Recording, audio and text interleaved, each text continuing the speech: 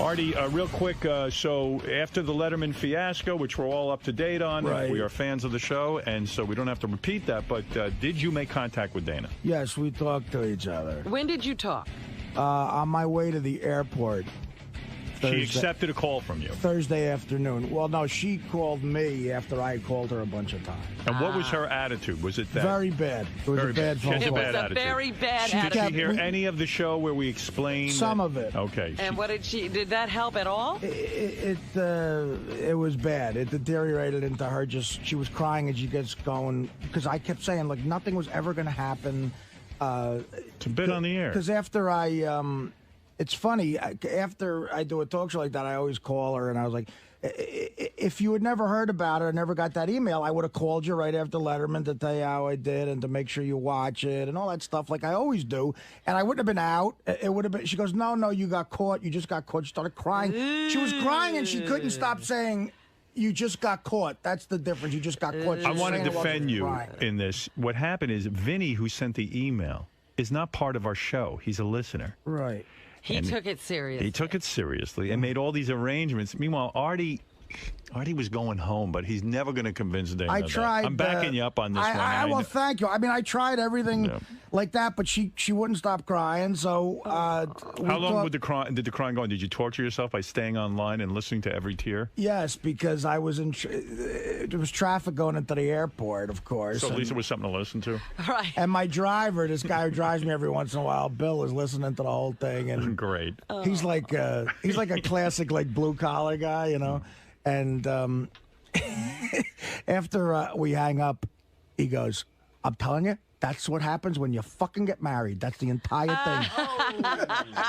That's what he said to me. Because he heard the torture. He goes, I'm telling you, Artie, you're fucked. So after the crying, and then you get on the plane to Vegas. I got on the plane, and Did it stay with you the whole time on the plane? It sucked. It's weird because this weekend, on some level, was arguably the best weekend of my life. Right. Yeah, now, Gary had a whole different... He was in Vegas with you. Yeah, I saw Gary. I mean, again, look, the whole thing of, like, you know, Friday night, you know, Letterman aired, and I had taped it already, and I know you can relate to this. Like, I knew it went well. I was happy, and, you know, the appearance was good. And, again, Howard called me. Again, I thank you. You know, it's gay to say because we're such good friends now, but it really is a thrill when you call me like that, man.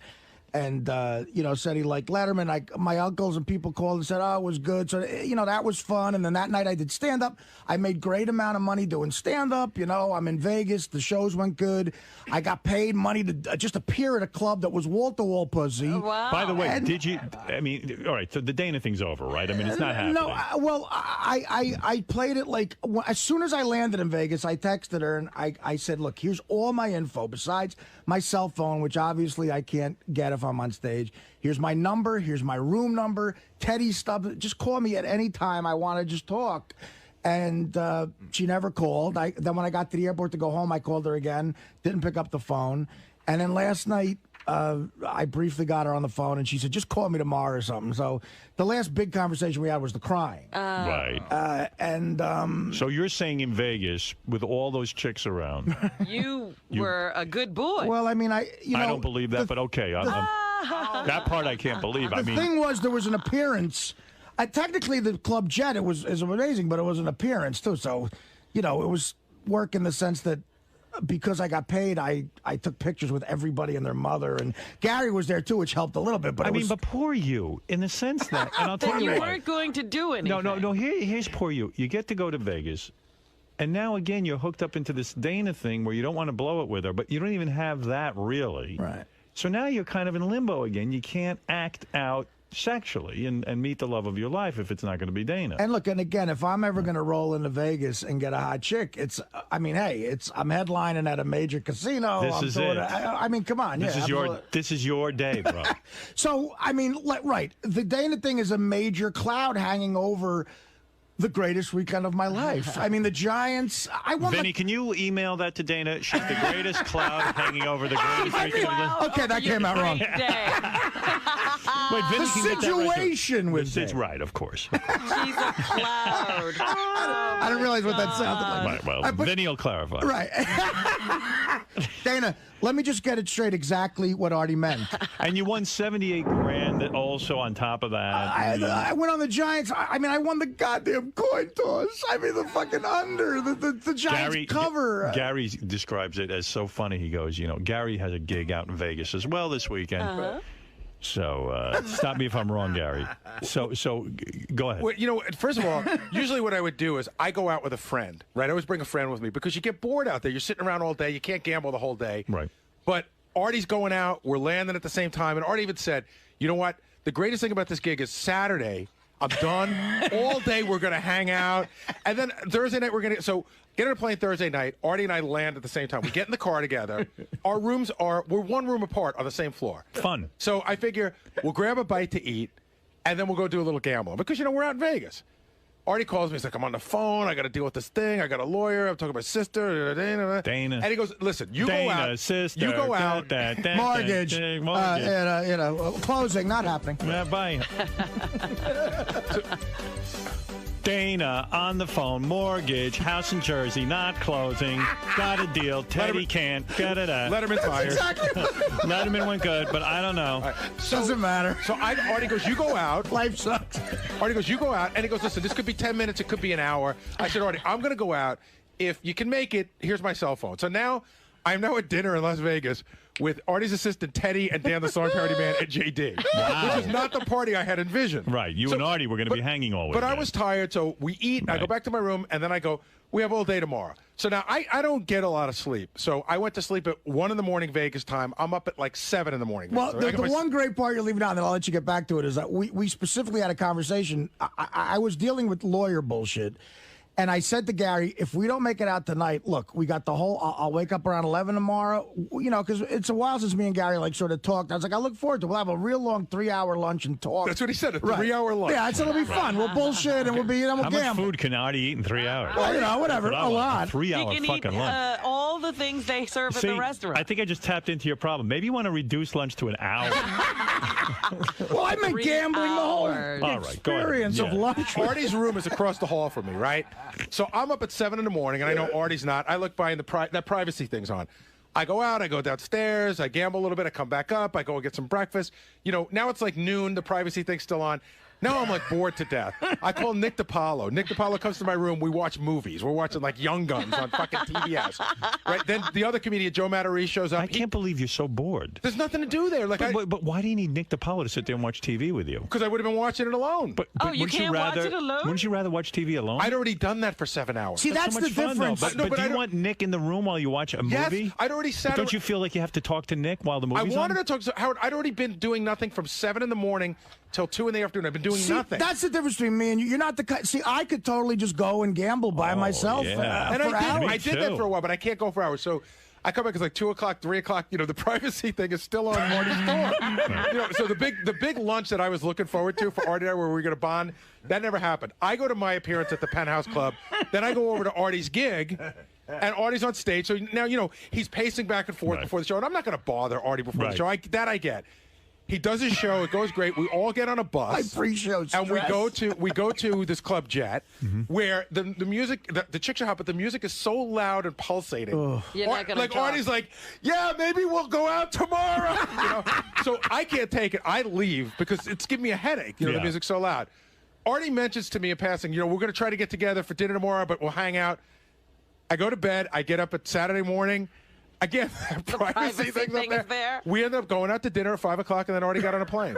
So he slept. What were you doing in that room? Okay, I slept. Okay, the first night I got off the phone, and I actually went down and gambled a little bit.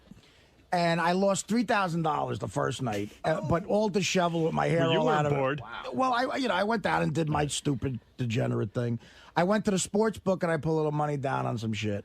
And then I went upstairs and I fell asleep. And my genuine intention was to get up at about 11 and have a great lunch with Gary. I slept. Okay, I woke up. The phone would not stop ringing. I look, it says 7:30, and I'm like, is it 7:30 in the morning? Don't you put a do not disturb on your phone? No, because Teddy, I don't want to sleep through the gig. Like, I'm afraid. Oh, he could knock on the door. Well, it was a big room, and I wanted him to call me. Right. I didn't mind it. So I slept till 7:30 p.m. Wow. p.m. Wow. And look, the good thing was I was completely refreshed, and I actually almost overslept for an 8 o'clock show. So Teddy does a sound check. Now I got him trained. He knows everything to do.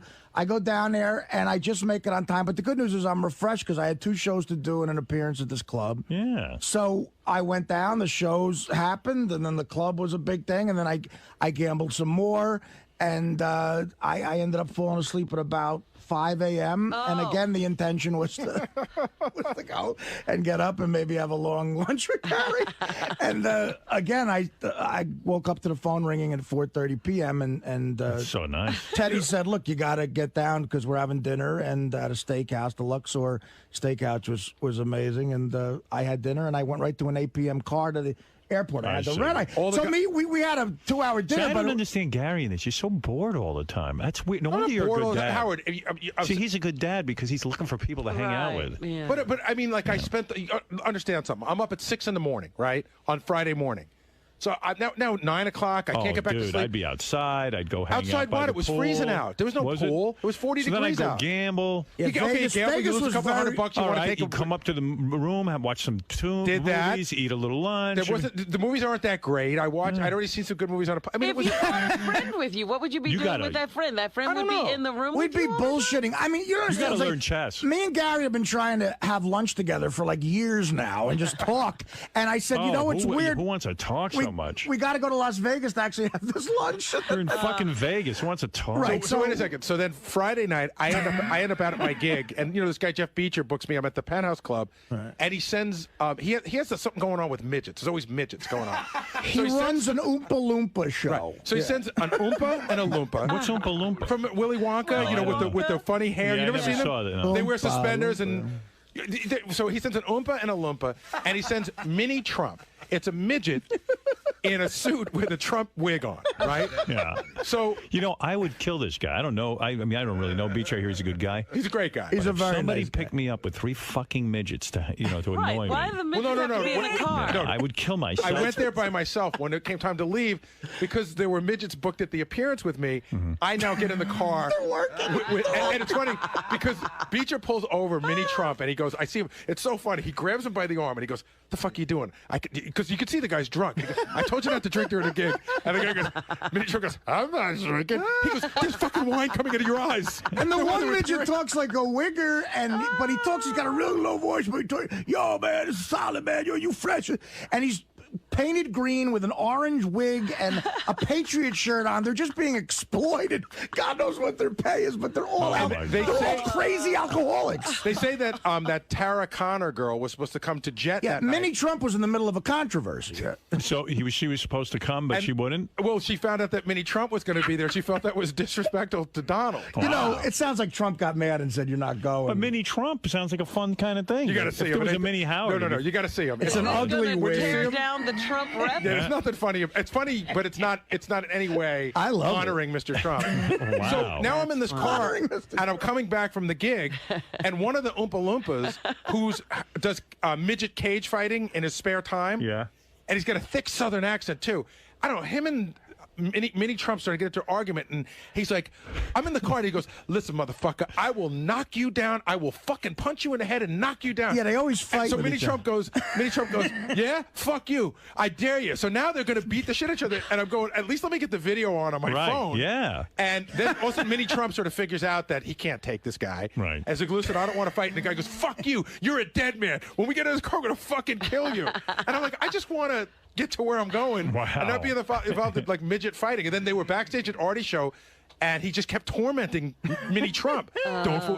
He was just trying to like mentally torment them. As soon as you walk out that door, you're a dead motherfucker. And the guy goes, I don't want to fight. I don't want to fight. But you know who's adorable? Who came to the steakhouse with us? And I'm going to tell you, Gar, I was attracted to her. Me too. There's a mini Britney Spears. Wow. And she's a midget. Wow.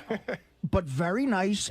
her face is really pretty. She was sitting there. I said, "Is that maybe?" I thought it was Beecher's girlfriend. I'm like, "Well, she looks a little short, but it looks like she's really got a little pretty short. face." She's a midget. No, but even Howard, I have a picture of her. Are you saying you'd fuck a midget? Totally. I'm saying I'd fuck this chick. I'd fuck Minnie got a picture Britney. of her? I have a picture of her. Hey guys, it's right behind where I keep Howard's mail. What's wrong with that? But you can't tell. That's how they're introduced, though. This is Minnie Britney. You should buy her for your new house. In the picture, it's not so obvious that she's a little person. Really? Do you know what I mean? Let me see that. JD, would you fuck Minnie Britney Spears? Would I? Yes, I would have, actually. I would have fucked anything that last weekend. I don't know, but she's got the whole midget thing going. I didn't see the midget thing. I didn't see the picture. I don't know. She was very nice, and you know what? I mean, I just feel, she's... You couldn't do that, huh? Oh, yeah, I got the same picture. Let me see. Well, you know what? She's cuter than in the picture. Does she have those little fat legs? Yeah, she's a midget. But she's on her iPhone constantly texting. Gary left out a huge part when he had to go to dinner with Dan the Song Parody Man and JD. Yeah. Gary was going around saying that Dan the Song Parody Man was torturing him with bad stories. Like I wasn't saying that. Everybody was saying that. Oh, yeah? You know what? Dan. Is Dan boring? He's a good guy, but Dan is like one of those guys where... You don't want to go to dinner with him. Dan has the greatest story about anything. If you go, hey, listen, guys, we got to get out of here. It's 10 after 11. I have the greatest story about 10 after 11. And it always starts with him getting laid. Right. I was fucking some broad, and it was 10 after 11. And these stories that go on, and they have no point. And then I was telling Artie. He's like Chuck Zito, but not nearly believable. And then he's got a thing where I think Dan wants to be a stand-up comedian. Right. Well, he is. He's doing it. He's What he does is he writes material, and then he tries to sort of slip it into regular conversation To see how it goes. And everybody knows that's what he's doing. So I said, yeah, I love that show. I love that show, Weeds. I think Weeds is a great show. And he goes, here's the deal. I can't watch a show if there's another show with the same name. I can never watch Weeds because there was a movie called Weeds. Like, if there were another Star Wars, I couldn't watch that. We all look at each other and go, alrighty then. The most annoying Ralph, thing you're on the air. a young comic can do is do that. Like, clearly try shit out. Yeah, go ahead, Ralph. No offense, but I found it totally hilarious that Gary can't shut up for 2 minutes.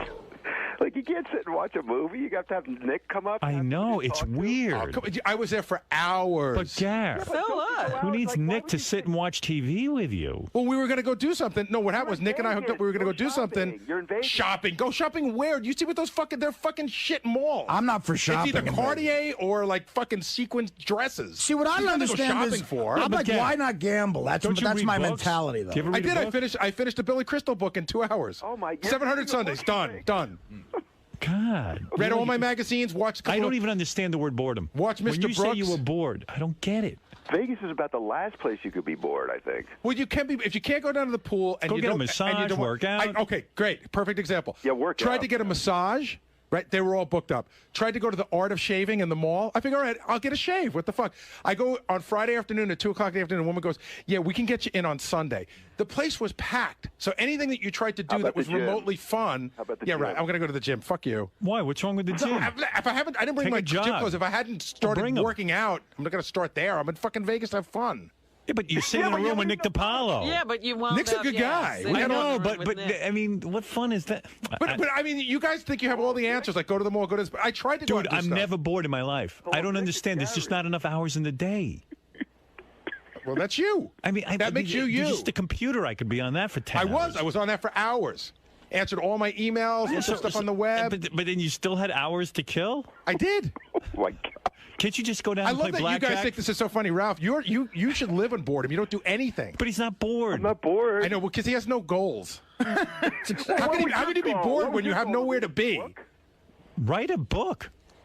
What was your goal? I mean, what's goal? That's silly. I don't know. Yeah, I that's silly. don't understand being bored. It's beyond. My It's a mother always retarded says, conversation. I would go in my room for hours and just think, and it would excite me. You know what the thing? And here's the thing, and Gar, I mean this as a compliment. You're not a Vegas guy in the sense you're not a gambler. You know what I mean? It's like you're married now. What are you going to do? I mean, Vegas. Artie's saying you're no fun. No. I'm saying he's not going to go. I'm in a relationship. He's not going to go get a whore. Okay, so we're not going the whore route. But I could go to Vegas by myself and never be be bored.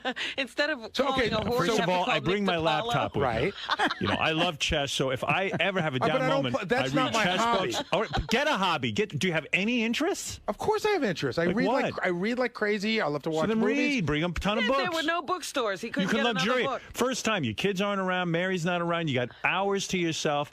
Lay in bed, read, order room service. Understand? I did all of that. But Gary, I did all of that. That takes hours and hours to do it. And I did it. You have no interest that take I'm up at hours? 6 in the morning.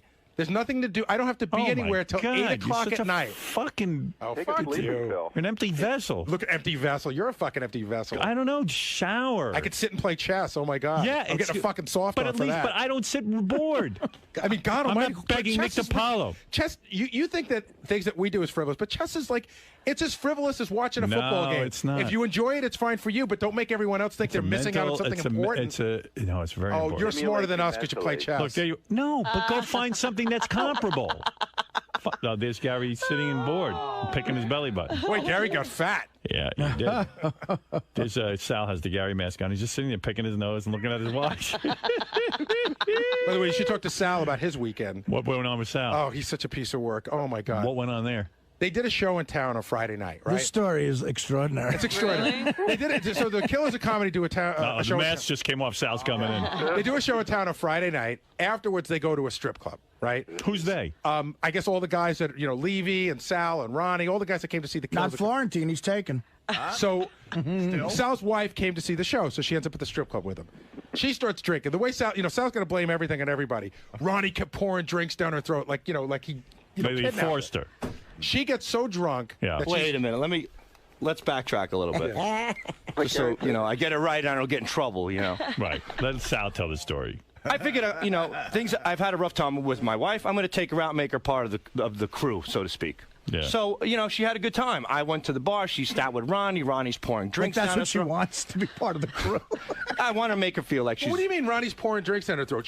Ronnie's giving her drinks and she's drinking them. Right. Well, Everybody's a fucking victim in your story. He didn't hold her down. No. Okay, Ronnie's pouring drinks down her throat, and she's enjoying it. And she's enjoying it. pouring drinks down her throat. Yeah, they're drinking together. He got her a lap dance. I'm not complaining. Right. He got her a massage. They're having fun. I'm happy that my wife, for once in her life, is happy with me. Okay. She wasn't happy with you. She was happy with Ronnie. Oh, yeah, she was happy. She was away from me, and Ronnie was making her happy. And I was happy that Ronnie was doing it. So I'm at the blah, blah, blah, blah. Fast forward. Everybody's bullshitting. It's 1:45. We got to catch a 2:07 train. There's 6 of us. They go into the car. I go get my buddy Chris, who came with us. I go to get Chris. I can't find him. He's out getting his, dance or whatever. I finally find him. I go, Chris, we got to go. He goes, let me finish my dance. I go, all right, 2 more minutes. I'm waiting for him. I get a phone call. It's my buddy Ian in the car with my wife. There's 4 of them. He goes, we're in the car. We got to go. I said, go. I'll catch the next cab behind you. Okay. Yeah, exactly. This is where it all starts. I got a lot of drinks in me. I'm not really keeping track of time. As he's getting a dance, a girl comes over and goes, I'd like to give you a dance. I said, well, I could get in the car, get behind them. What's 5 more minutes? So that dance goes by. But when that dance ends, Chris happens to get another dance I have to wait for him. And I said, I figured it out. I go, I could still do this. I could get in a cab right away. I'll give this guy an extra $10. We'll get right in, and I'll catch the train. One thing leads to another. I look down at my watch. I missed the train. I'm like, oh, shit.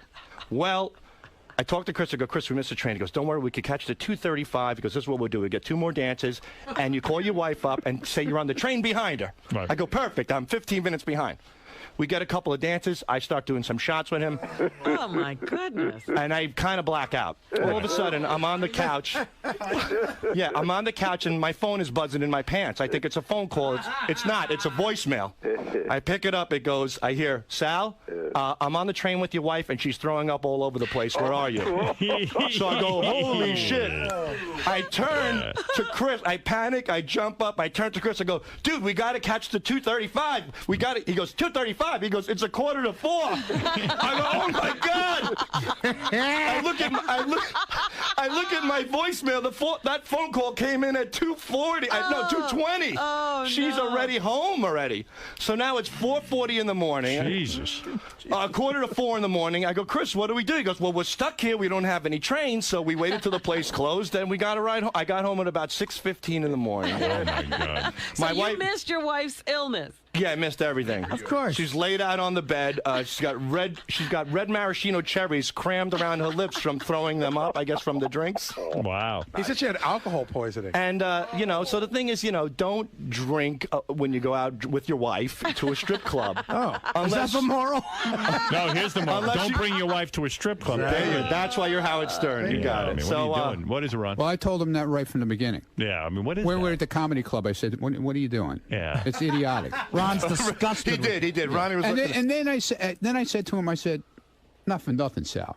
I said, don't bring 100 people with you to the strip club. Right. What does he do? He brings half of Hicksville with him. No, half of Long Island came to the strip club. Wait a minute. I brought 6 people with me, and then other people came. I said to the guy in the front, I told Ron only 6. Who were those other 2 guys who wound up there at the end? The interns. No. Yeah, how'd they wind up there? They were at the show and they found out we were going to the club, but they came in, they paid. Everybody was a gentleman. Nobody was breaking balls or anything. No, dude, I'm not saying that. All I'm saying is this: is that it happened with me. I try to give my wife a good time, and I really. Now wait a minute. Now let's get something straight. I wasn't pouring any drinks down, Christine. She was drinking. Yeah. Every time she'd finish, she was drinking. I could tell you, she was drinking orange vodka with 7-Up, and every time the glass was almost empty, she would be going. I need another drink, and I don't care where my husband is. Where is my husband? But I don't care where he is, because he was half the night he was nowhere to be found. Yeah, we didn't even know where he was. With your wife What are you doing? weren't with her I knew where I was, Howard. You guys are doomed. I knew where I was. And then wait, the best part was taking a leak. The shot girl comes over with a straight vodka in the bottle, and she's sitting there doing shots one after the other. Wow. My wife does. I see. This is a different side of my wife that I never saw. Why didn't you hang with her? I did, but I wanted her to have fun. But get some dances with her and let her maybe get some lesbo action. I did. I mean, Ronnie was the maitre d' of pussy that night. You know where to be found. Ronnie was hanging out with her more than and I was happy for her you're because finished. Listen to me. When it's over. Hold on, Howard, please. You were like, great, Ronnie's taking her off my hands. Sal's mad that he got to see a side of his wife that only the emotional friend got to see. Dude, that was a perfect time. Maybe you could have gotten something going with her. Well, when she stood up and started wobbling, I knew I wasn't getting laid at home, so it didn't matter hanging out extra 20 minutes a day. Howard, the other annoying thing that she kept doing, I was getting a lap dance, and right in the middle of it, she's like, wow, wait till your girlfriend hears about this one. She was judging lap dance and stuff. She's I was a spy. like, get the fuck out of here. You know what, Howard? Jackie used to say it all the time. He said, never bring the wives behind enemy lines. So the next day, Howard, she can't talk. She loves lap dancing. Her throat was so swollen from vomiting all night that she couldn't talk. Not only vomiting. Well, hey, perfect girl. It was perfect for me because she couldn't bitch and moan at me for not. So I mean, I called a doctor. I had a doctor come over, checked her out. He got her some steroids to bring the swelling down. I got her some soda. I was like the Florence Nightingale of this pain in the ass for the whole day. She Roger Clemens? But the thing is that since she couldn't talk to me, I called my buddy Ian. I go, when she was throwing up on the train, what was she saying? He said she was throwing up and going. Bleh! If I had a job right now, that cocksucker would be out of here. Oh, she said? Really? That sucks. Yeah. That's bad. I said to her last night, we were laying in bed. I go, I heard that when you were thrown up, you said if you had a job, I'd be out of here. And she looks at me. She goes, honey, I take care of the kids. I drive the bus. She goes, I got 2 jobs, and you're not leaving. So I'm like, all right. I don't know. Kind of romantic. It was almost like the mafia making the final handshake. You want to hear the real? But I bet you she looked good. Yeah, she's great. Loaded. You could hook her in with another chick with a lap dance, and he could have had a nice night. And you know what? Wife. The first lap dance she got, she was totally not into it. And as the night went on, and the drinking went on, and she got a massage. Right. And she loosened up. You could have worked her. Oh, without a doubt. Right. But she wasn't that drunk, not for Ron. But come on. I know what you mean. So anyway, the point I'm bringing out is she's having a great time. He's nowhere to be found. So at one point she goes, I go to her, Christine, you don't look so good. She goes, the room is starting to go spin around in circles. So I go to him. I go, I finally find him. I go, I think you better take her home because she's really messed up. He goes, nah. Don't worry about it. It's okay. It's all right. So she goes. I go to stand her up, and it's like she couldn't even walk. So I had to walk into the bathroom. And then Ronnie gets stuck. Then I walk into the bathroom. I walk her back, and then I go, Sal, you got to get her out of here. Okay. And I did. And wait. So he gets her outside. He gets her in the cab with the friends, and he leaves her. Yeah, I just told that story. Right. So I leave like 15, 20 minutes later, and I figure I want to see. I called him on his cell phone to see how she was. He goes, I don't know. I heard she threw up in Penn Station. I go, what do you mean? He goes, I'm still at the club.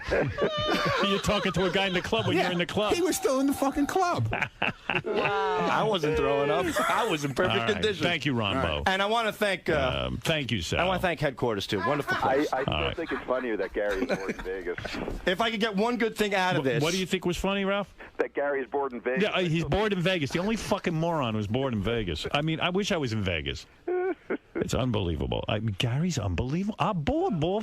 I can't think of a thing to do in Vegas. What do I do now? That's like the entertainment capital of the world. I sat in my room. I mean, and by the way, the guy's always busy with his kids and his wife. He finally had time to himself. Hold on. If you're going to talk, let me get a fucking word in. Now, fuck you. Ralph's such a legend. Look, what is there to do at 11 in the morning in the entertainment capital of the world? What's there to do? You know what, Gary? Let Ralph answer. He's a fucking authority. All right, you could do 9 million things. You could go shopping. You could go to... You can't go shopping there. Gary, his passion is shopping. His passion is working out. You are passionless. He doesn't shop in Vegas. I always told that about you. you. He shop without your credit card. They have some of the best shopping in the world. Again, they got every store there. Every store you go... I've never seen a store. But Gary, that's his passion. Artie's passion is gambling. People have passions. I mean, you're sitting in a room twiddling your thumbs. Passion that I could bring to Vegas. I apologize. It's called playing blackjack. I could do that for 15 fucking hours straight. Poker. But you won't listen. You're not going to play blackjack for 15 hours straight if you're losing, Howard. You of all people. All right, I would stop, and then I would go do something else. I'd read a book. You're there without your wife and kids for once. You have a free day. Fucking walk around. Just fucking read a book. Why was it so horrible to have dinner with Teddy and JD? Oh, please. He's better than I'm going to lock you in a room with those two, Robin, and you'll see Gary. That I understand. Howard, Artie, and Robin, three of the most antisocial people. Gary, I've never. Yeah, I'm saying the reason I'm antisocial, I'm so fascinated by myself. I don't need anyone. But you go talk to your shrink about how fascinated you are about yourself. I do. And you know what, Gary? Thank God for it. My mother would say I would be in my room for a day. They wouldn't even see me. I sat there by myself. I loved it. I was the same way. I could announce a whole baseball game in my head where I was the hero. I was at the Super Bowl last night by myself. It was the best thing ever. Yeah, and then you got a little bored. You called me for a few seconds, and that's it. But I mean, how is this guy so bored? But in Gary's defense, like Vegas is the entertainment capital for someone who's not married with 3 kids, faithful to their wife, and doesn't gamble. I mean, it's like, you know. Plus, it's not hot there right now. It's freezing. If he's bored, he could spend at least a few hours brushing those teeth. I don't know. All right, hey, there's Ralph, no winning. There's no winning. By the way, this weekend I was this close to Peter Dinklage. Oh, yeah. That's I don't know that who that actor, the little person actor. You were with a classy midget. Train station. And you're attracted to him. Yeah. And then they told me I was in the wrong aisle, that I needed to go another aisle over, so I never got to speak to him. You didn't say, hey, I'm attracted to you even though you're a midget? No, and he was alone. See, that's how I know you're more sophisticated than I am. Like, somehow you were with Peter Dinklage. I was with Minnie Trump.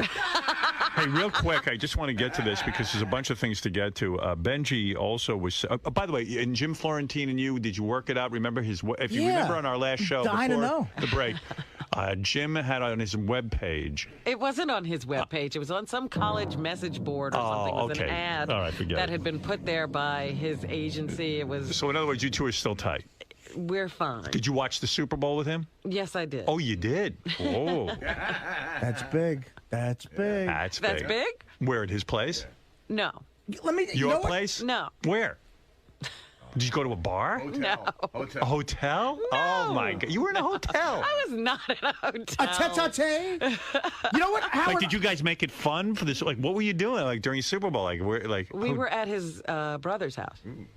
Oh. You know what, Howard? I'm gonna ask her something, and this is gonna prove how close they are. Oh, here we go. Who is Jimmy Florentine's favorite football team? The Miami Dolphins. Oh my God, she does know him. She does know. She didn't even know that about Mr. X. She was with him 7 years. Wow, he's a Dolphin. You were at Jim's brother, which he has like 17 brothers, right? Right.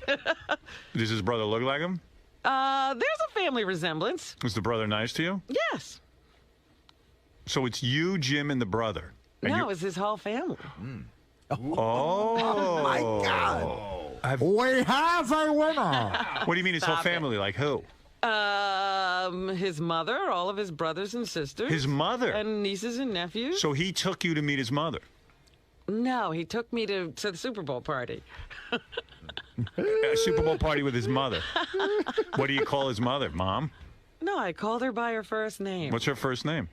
Diane. Diane. And did you two have like girl talk in the kitchen and shit? No, we didn't spend a lot of time talking to each other. Was she into you, or was she like not getting your whole thing? She came out to greet me when I first got there. Do you think they liked you? Because if they don't, that could kill things. I think they liked me. What'd you wear? Did you show the titties? Oh, here we go. The kick is up, the kick is no good, we got a dundee. Jim, did your mom see the titties? Nah, she told embarrassing stories about how big my balls were when I was born. Oh, God. That is embarrassing. So we snuck away during halftime. I entered her end zone. So, like, you were a couple with his mom there. Wow, that's a big... Come on, don't downplay this. You know that's big. Were you nervous? Well, sure. Meeting a person's entire family, sure. Mom, whatever you do, don't fart in front of her. Did you hold hands in front of the mom? What? Did you hold hands in front of the mom? That's a yes. No, we didn't hold hands in front of his mom. Why not? But I felt her up in front of my brother. Did you kiss him in front of the mom? No, I don't go around kissing people in front of Did he have his arm around you during the game? We held hands during the game. Oh. And she was wearing a skirt. What? She was wearing a skirt. I guarantee Florentina's never held hands with a broad through the Super Bowl. That's this is big. Did you wear a little mini sundress? No, I was wearing like little Annie pants. Fanny, like everything pouring out? No. All your assets on display? You have to think about what you're going to wear in front of his mom, right? She looks like she had 2 Vince Lombardi trophies in her top. Wow, big step, Robin. Don't be ridiculous. Didn't realize. Super Bowl with Jim's family and the mom. Wow. Yeah. Oh. Did you go in the kitchen with the girl? Like he has sisters, I guess. Yes. Did you go in the kitchen with the sisters and the mom and like bond with them? Well, I sat with his sisters and we talked for a while. Yeah. Even while the game was on? No, like the girls get bored? Once the game started, we just watched the game. But beforehand, like you sat there with them and you were polite and like listened to their fucking bullshit. Oh, they were great people. It Yeah. wasn't like torture. I enjoyed it. Yeah. What is that? I mean, this is serious. Yeah, that's. I didn't know we were up to this. This is really escalating. I was like, this must be serious. Nigga had me voting and shit. What do you make of that? I think this is a wonderful little romance. Would you put 78,000 on that whole thing working? No. Look at this with the families. There's great families. There's great love in the air. The whole mishpucha. The whole mishpucha. Yeah, that Italian term, mishpucha. Wow. It was a Super Bowl party. It was a super love party. That's amazing. I got to ask Robert a question, and this isn't about you and Jimmy at all. It's a favor. Oh. We're doing a bit on the show, and I need one more couple. Would you guys play the newlywed game against George Takei? No, George Takei and Brad. No, they've been together 5,000 years. Give it a and shot. Blue Iris and her husband. Would you play an Evil Dave and his girlfriend? Would Me you and do a Dana couple? did good after only a few months together. That's when you know shit about each other. Robin, don't be afraid. Do it. Don't be afraid. Doing that. Wow. I guess you just don't care about the show. Oh, that's how you were raised. Wow. The mother. I mean, that's it. You're meeting you know. Wow. He brought you home to the mother. This is serious. It was I think proposal's going to be happening soon. You kidding? Please. We're moving fast track here. This shit is serious. You're not kidding. You know, I'm like, damn, it looks like they're hiring up on that motherfucker. You keep carrying on like just Wow. because you're doing it, everybody has to do it. Wow. You do whatever you want. I'm jealous. The only relationship I can make work is with a whore. Honestly, that's the best I've had. Is this woman that So marry her. I may do it. Valentine's Day proposal out of the question? Wow. That would be fast. You mean me and the whore? No. Jimmy Yeah, and maybe Robin. you and Artie. Mary Ann from Brooklyn, go ahead. Robin, when I see Jim smile, Robin, I cannot believe it. You know what I got to ask you, Robin? What? I think that you should play that newlywed game because you probably know more about Jim than you ever knew about Mix the X. You have to, Robin. You got a I'm zero telling with you. Mr. X. That's right. We matched on Robin, nothing. do it for me. This is a hot moment of the year. Forget Howard and Bethel. It's Robin and Jim. I would like to monitor at this point, even if it's not a newlywed game, but just how much Jim knows about you. Like, I could ask him questions. Knowing the Dolphins was You know, I mean, the fact that you know the Dolphins, which indicates to me you know him, but does he know you? I bet you he does. We got to find out. How many weeks you been going out with him? How many months? 6. 6 months? It has been 6 months? Is it really 6 months? I think it was August, Robin. August, September, October, November, December, yeah, August. All right. 6 months. Marion from Brooklyn's Advent calendar. Does he know you well enough to get 10% or 20% of the questions right? You have to. I don't know. Well, you're a betting woman. Come on. He knows. All right, Gary, book the Jim Florentine game. I want to see what he knows. Does he know you well enough to get 10 or 20% of your net worth? Do you two have like a secret anniversary date? Like, you know, like when you officially really started going out, like something like gay like that? Do you have that? Yeah. Oh, my God. What is your date? I'm not telling. Oh, come on. What's your anniversary? What is your anniversary? It's a secret. Why, Robin? Do you think we'd make fun of it or something? We wouldn't make fun of that. Wow. The mother. Mother. Super serious on Super Bowl Sunday. Super Robin. serious. I'm dying, Robin. Is this the first time you met his mother? Yeah. How about brothers, sisters? Have you met them before? I met one brother before. 6 months in and already meeting the parents? This is serious. This is serious. It is. Let's be honest. I'll be honest. You ain't bringing, you know, just anyone home to that party. Absolutely not. Absolutely not. And this girl's presentable. Well, I'm acceptable. I can That's what I hang said. in, This in a room. girl's presentable, I said. Right. So. You ain't no Condoleezza. Doesn't mean anything. I'm good to take home. She can't lie to my supervisor. He ain't sick. He's drunk. Give me the phone, bitch. Well, Robin, good for you. Good for me. And you would say it went well. Any awkward moments? No. And you think they liked you? I like them. Do you think they were disturbed by the fact that you are an interracial couple? No. You don't think it was an issue? No. You don't think there was talk afterwards? No. 𝗦𝗵cie𝘄. Nothing like that. How about his? No, I know his brother. You didn't sense that racial divide. No, not at all. I know his brother a little bit, and he didn't slip up and go, tackle that little guy. He would never do. You're making a joke, right? Of course. Yeah. Not Jim, his brother. And it was a joke anyway about his brother. You don't even know the brother. I do know him, but he'd never do that. Okay.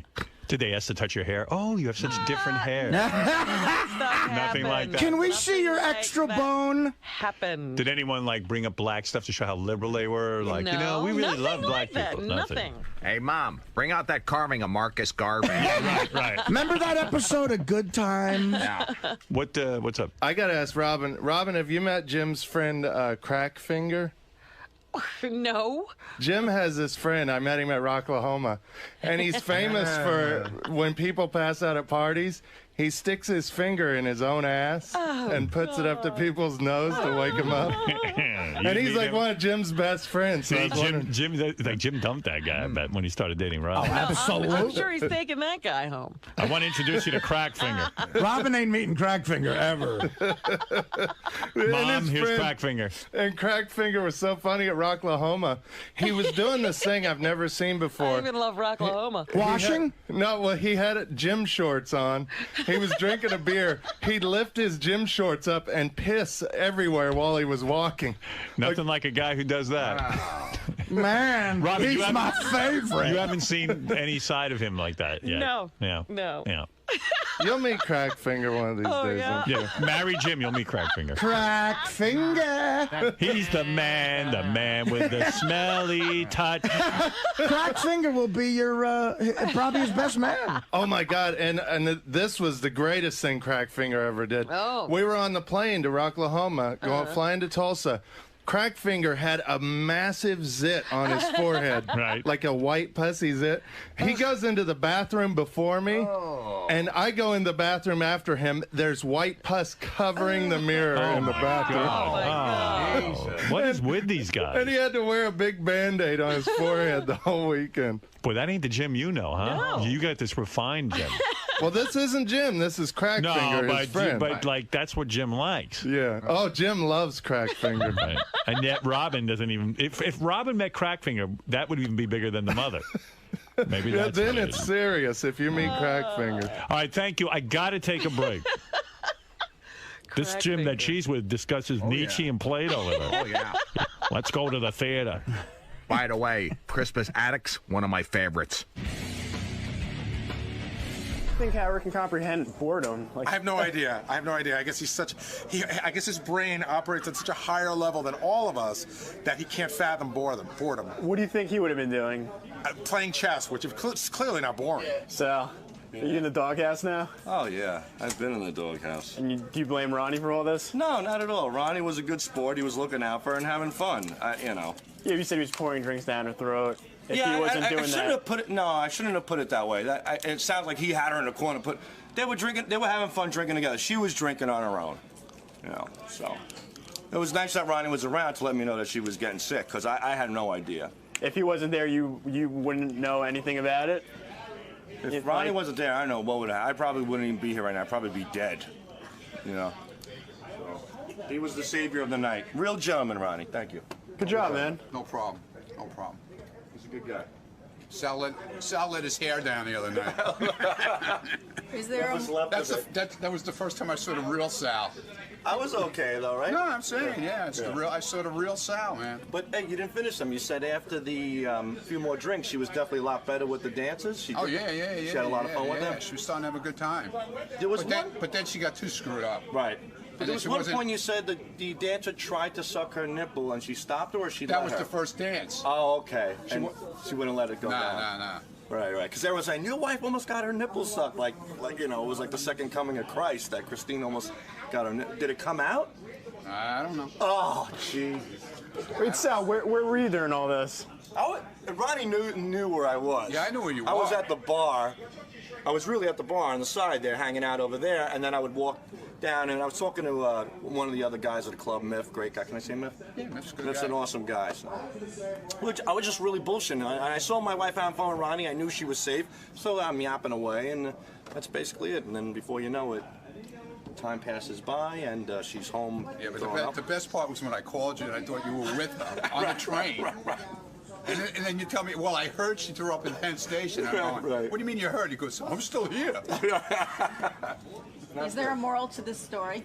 Yes. Leave your wife home, you don't bring them to the strip club. That's exactly it. Alcohol, yes. Strip club, yes. Wife, no. No questions. So you met Jim's family. That's a pretty big step, and you don't really see how that's a big deal. No. It was a Super Bowl party. They were going to be watching the Super Bowl. Yeah, but when you meet someone's parents... He said, what parents, are you going to do for Super Bowl Sunday? Come on over. We're watching the Super Bowl. You don't think that's a big deal at all? No.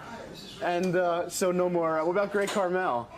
What about Greg? I don't know. You have a little crush on him, maybe? He didn't invite me to watch Super Bowl.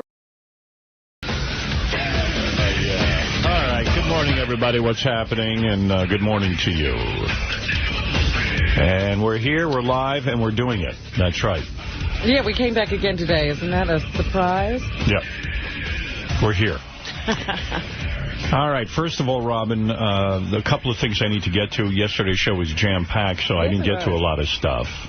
I went home yesterday, and I was looking over the John Edwards, the guy who ran for president. I was watching his Nightline appearance. Somebody sent it to me. J.D. sent it to me on the Internet.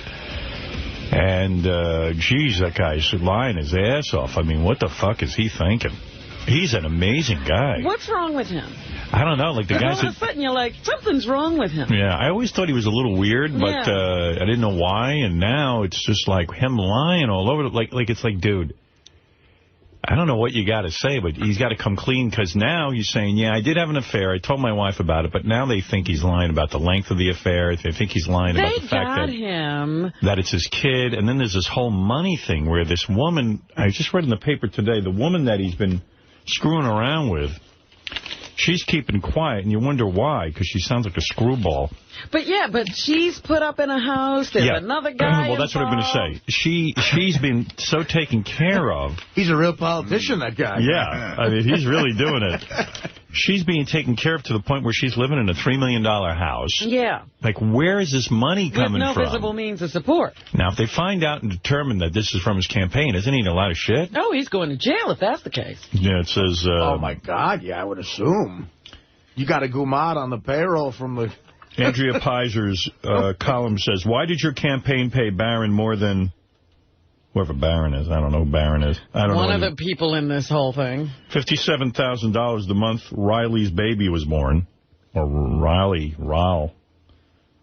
Even her name is weird, the chick he's doing. Yeah, you can't even figure out what it is. It's Rielle. Yeah, is it Rielle or is it Riley? Even her name is an issue. You don't need a Rel, really. I think that's Riley. Yeah, I think it's a fancy Riley. Yeah. You don't see a lot of those. But I think her real name is Lisa, supposedly. Yeah, that's not even a real name. So everyone's all fucked up. All these nefarious people.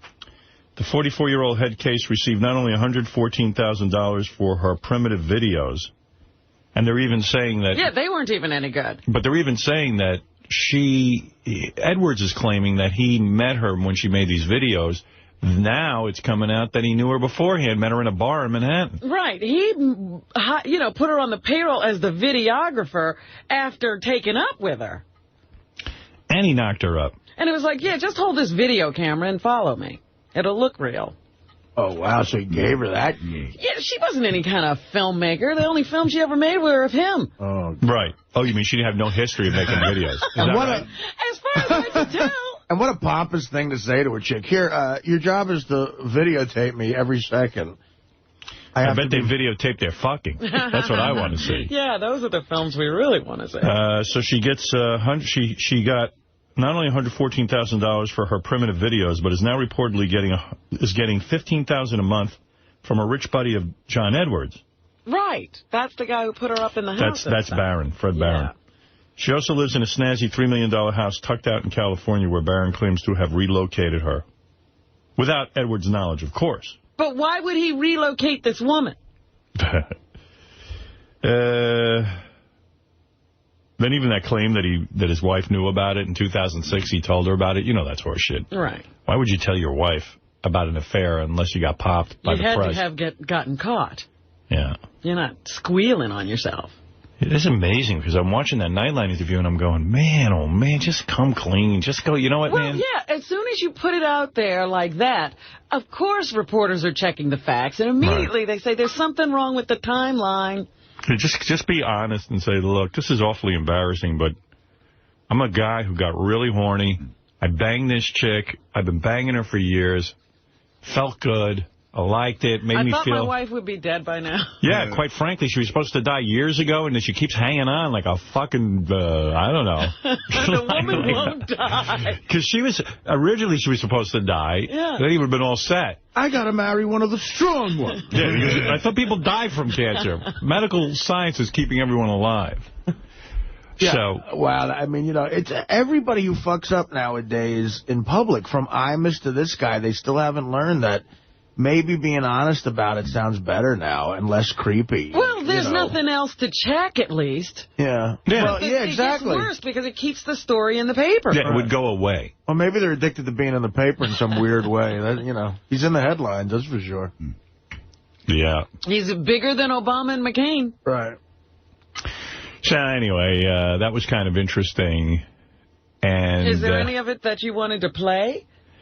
You almost would want to hear the whole thing. It's just so good. Yeah? Yeah, that guy Bob Woodruff did the interview, and he was good. Like, he just lays back and goes, okay, John, Just get yourself into more hot water. Yeah. Well, evidently, there were no stipulations put on the interview. You could ask any question except that there was a time limit. So you had to get everything in real quick. Right. 3 seconds. See, Governor Patterson, I got to admire this guy. I'm kind of becoming a fan of his. He, right from the beginning, came out. He didn't even wait for the press.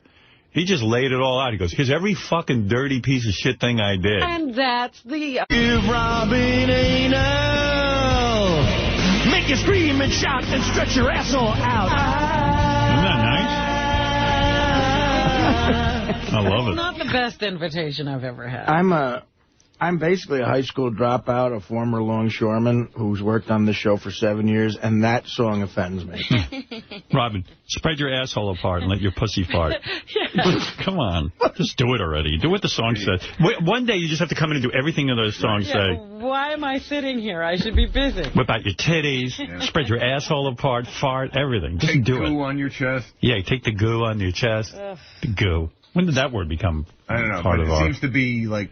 Rhymes with you. Yeah. Seems like it's a 9 out of every 10 songs for everything. I wish goo didn't rhyme with anything. And then like the classic one, Robin, whip out your cue, cucumbers. Yeah, cucumbers. That still charms me. All right, Robin, come on. You've got news, and it's time for you to let us have it. All right.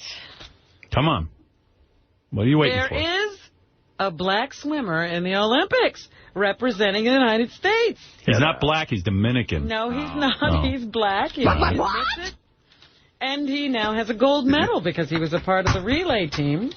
So blacks can swim there. And he's from the Bronx. And that's exactly what Cullen Jones wants you to know. Blacks can swim as well as anybody. Of course. In the Bronx? Well, good for him. His mother took him to swimming lessons after he almost died at a water park. He had to have CPR to bring him back after going down a slide and flipping off of some inner tube. Wow, you think he would have been fearful, but instead they turned it She threw him in around. the water and she couldn't get him out. And now he's an Olympic gold medal swimmer. And he's not the first. There have been 3 other American black swimmers before him, and he's the second to get a gold medal. I want to thank Ralph Prada, the artist, who sent me some sort of artwork for my wedding. It was very nice, a carving. He carves things. And what is this carving? It kind of looks like this. Look at it. He's good, this guy. Oh, very nice. Oh, that's very sweet. Yeah, that's what he does. Ralph. Yeah, he does this kind of work. This isn't the exact thing I got. It was very nice, though. He's evidently seems like he's a legitimate guy. He carves concrete. Looks almost like African art there. Yeah, a little bit. Look him up. Ralph Prada, Prata. He's got some sort of website or something. You mean like the shoes, Prada? Prata. Oh. Prata. Prata, not Prada. Prata. All right, Ralph. Thanks, man. That was nice of you. I appreciate it.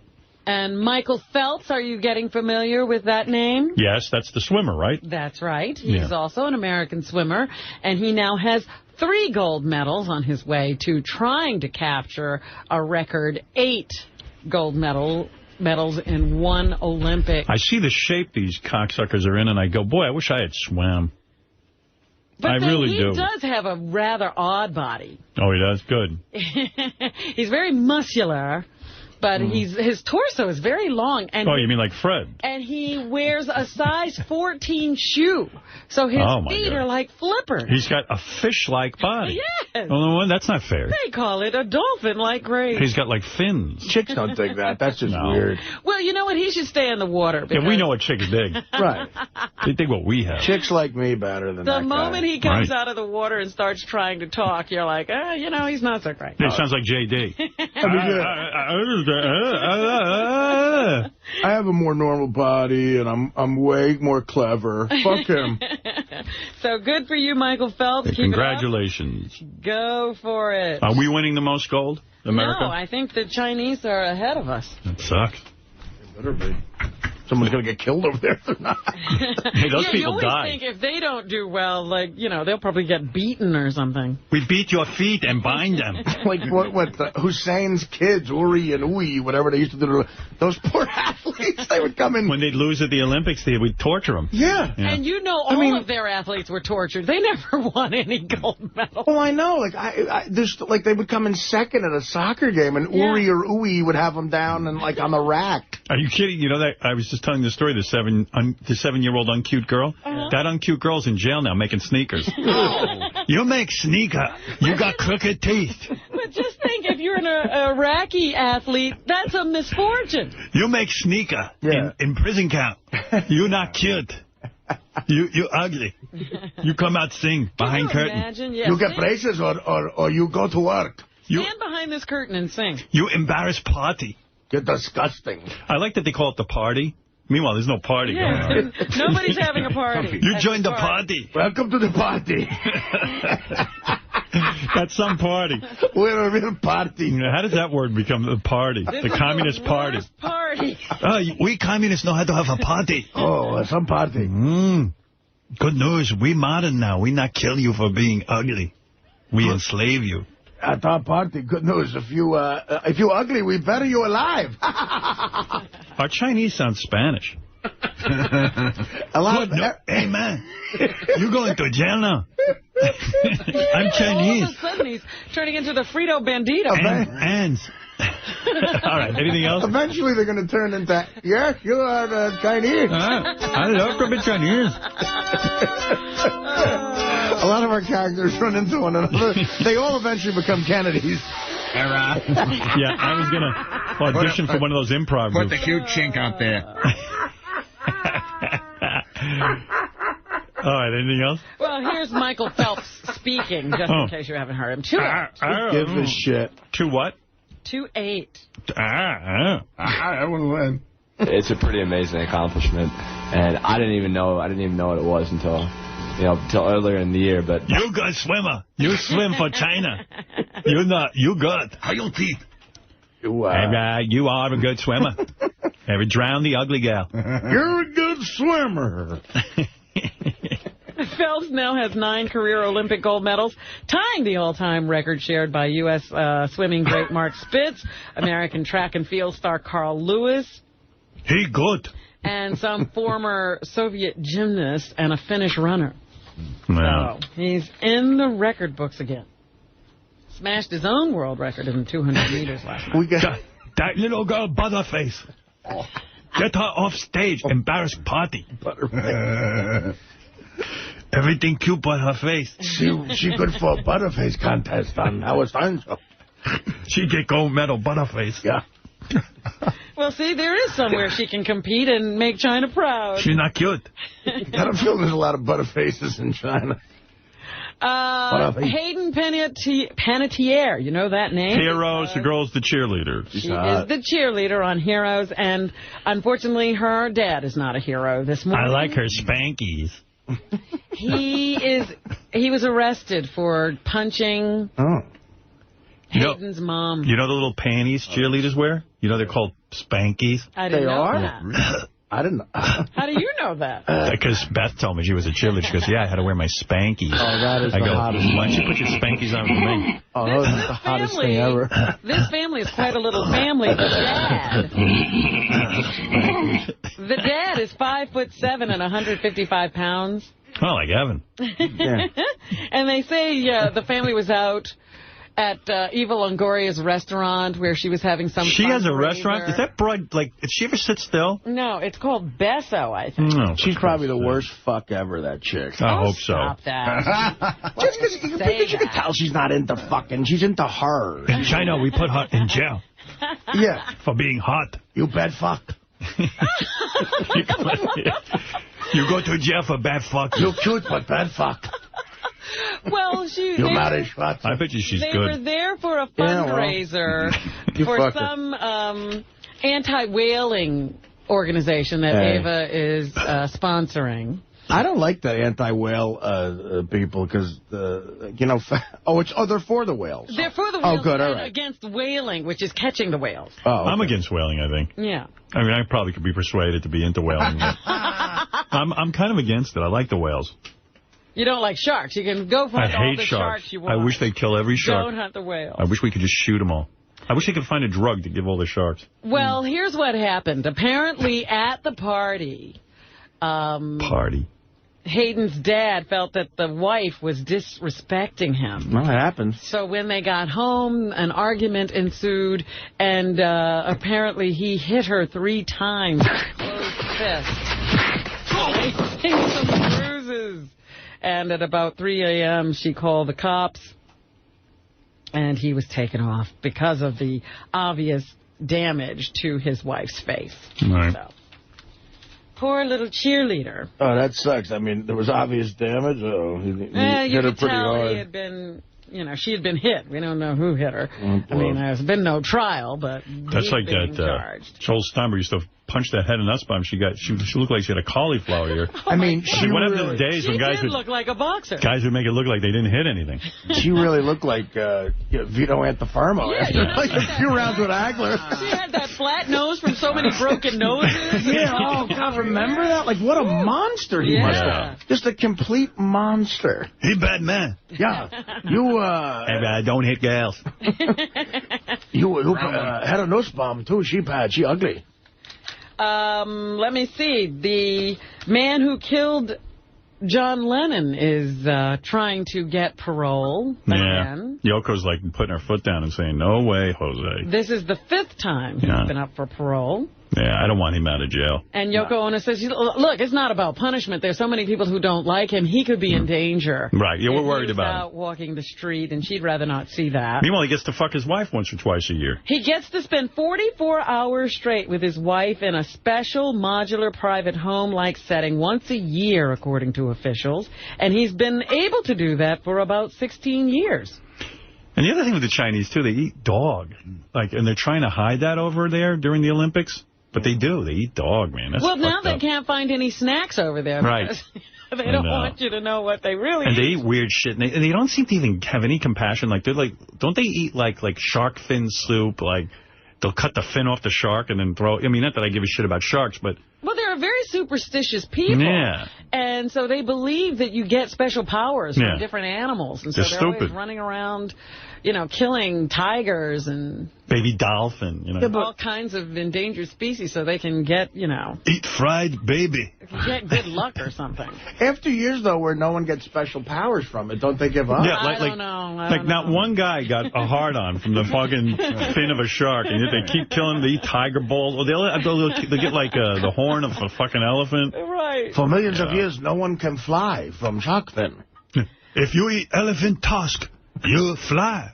Fuckhead, it's been 3,000 years. Not one of your people have flown. They've all tried to and died. Make you zero. But the thing that's most interesting to me about this Mark David Chapman story is that, there was a petition signed by 1,000 people opposing his release, along with 50 letters. Put me on it. But there were 3 letters submitted backing his parole request. Whose parents? Who are those people? They don't mention who they are. Yeah, release their names. I would like to know who wants him out on the street. Jackie Joke Hunt and Riley Martin show tonight. Oh, I thought you were announcing that Jackie had written Jackie and Riley. A positive letter. Yeah, they wrote positive letters for Mark Chapman. No. They're the ones who want him out. No, they're on tonight. All right. Here's some news that you shouldn't tell your fat friends. Want me to leave? Yes. Benj, come on, me and you. We'll go to lunch early. Go ahead. Portly people take hard. Hefty does not have to mean unhealthy. That's right. Yeah, that's true. They're saying that there's no... You know how they say if you're fat, you're going to get a heart attack? They're saying there's no correlation between fat and bad heart. But you know what it is? If you have a proclivity toward heart disease and then you're fat... That doesn't help. Right. It exacerbates it. More than half of overweight people and almost a third of obese Americans do not have a higher risk of cardiac disease, according to a wide-ranging survey and research conducted by the Albert Einstein College of Medicine in the Bronx. That sounds like a good college. Albert Einstein College. Where are you going? Albert Einstein College. No Stern has ever said that. Albert Einstein College. They say we've kind of gotten it into our heads that obesity is automatically bad for you. See, this is a bad thing to be telling people. Obesity is bad for you. Shouldn't Harvard change its name to Albert Einstein College? Yeah, that's about the... should Albert Einstein College be in the Bronx? They should swap names. Yeah, Albert Einstein would flip in his fucking grave with that big hairy mess on top of his head if he knew that his college was in the Bronx.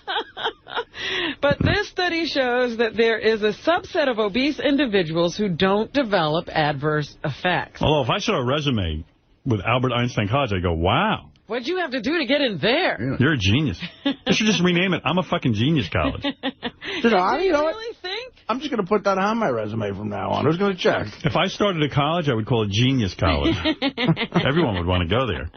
I went to Genius College? Excuse me? Do you have a job? I am a genius. So now a bunch of fat people are going to be running around saying, I'm not unhealthy. Well, it's me. Actually, I feel fine. Artie feels good. I'm 9 days away from the heroin. Are you enjoying your sobriety?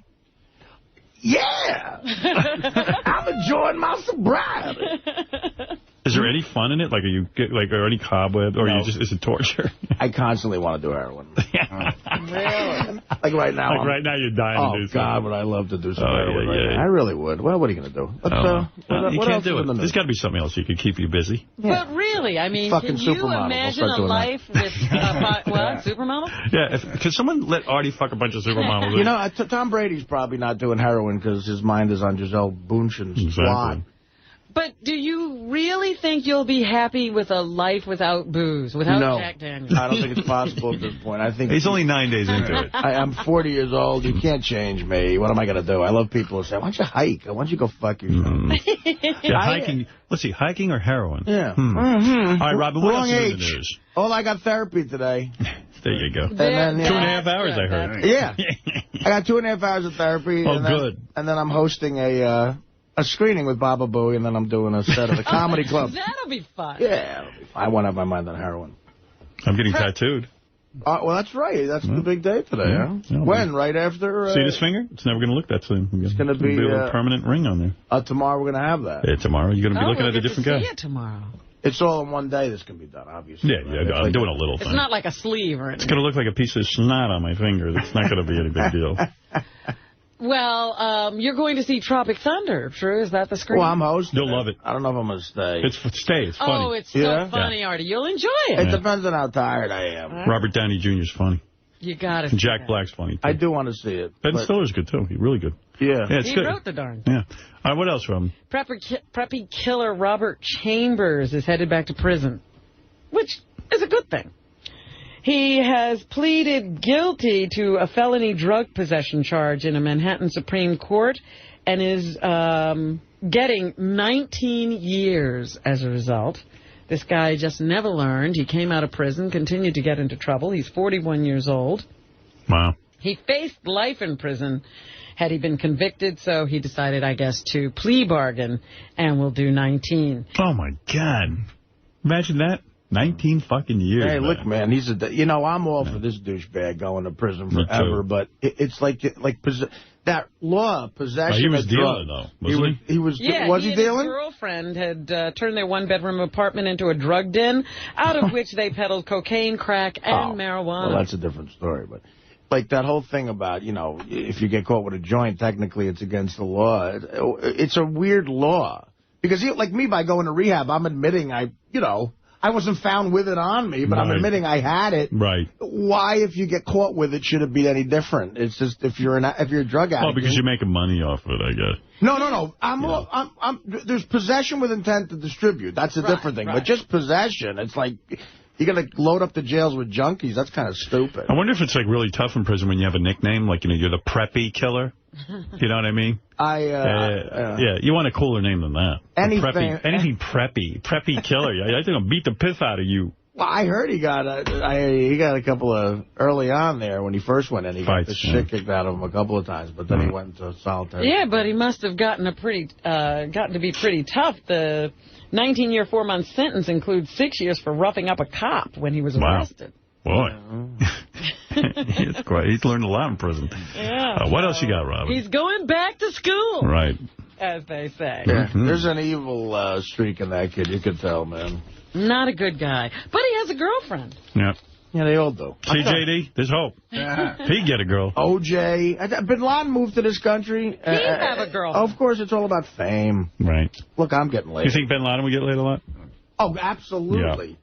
There's broads that would fuck him. You say that in an angry way. And I am mad about it. Let me tell you something. I was in L.A. at this really nice restaurant in Beverly Hills when they caught that sniper in the Baltimore area. Remember that sniper in the D.C. area a few years ago? Yeah, he got girl. He was dating Paris Hilton, wasn't he? Well, he was, no, but like they said, we're at this restaurant. It comes on the news. And I'm sitting there with it next to a table full of girls who all worked at an agency, like assistants in their early 20s, hot, like UCLA type chicks. And they said, well, they caught the sniper finally after he killed 14 people. And this entire table of girls went, wow, he's cute. Yeah, you see? They see potential. That's all they saw. Yeah, I remember. I heard that, too. The guy wasn't bad looking. Yes, motherfucker. What else you got there, Robin? Evil bitch. Well, I don't know where Georgia is, but there's a war going on over there. Right above near Atlanta. No. Right about Florida, Robin. I heard the Russians invaded Georgia. I was like, wow, that's fucking balls. That's awful. How did we let that happen? Ever since we fucked up Iraq, everyone knows we're vulnerable. They're just coming right over the border. Yeah. What's next? No, but it's Georgia that's over there near Russia. Yeah. And used to be a part of the Soviet Union. But once the Iron Curtain came down, they decided they liked America and wanted to have a democratic, kind of capitalist society. Right. And Russia doesn't like them being so close and being so into the whole Western thing. They actually wanted to become members of NATO, and that really pissed off the Russian leadership. So I don't know for what reason, but now, you know, a whole bunch of fighting has broken out. Yeah, and poor people are getting bombed and stuff. Like you know who suffers? Just like people going about their business. Right, they have nothing to do with these decisions. Right. And their homes are being bombed. They don't want to see we're living the good life over here. What are we going to do, too? These Georgians are going, hey, man, come on, you guys got to come help us. And we're well, that's the problem. Get some oil. To us, hey, do something. We're your friends. Right. We actually sent troops to Iraq. Yeah. You know, we're one of the few countries that joined that coalition. It's a shame. It really is. They got nothing. Now? They got nothing we want.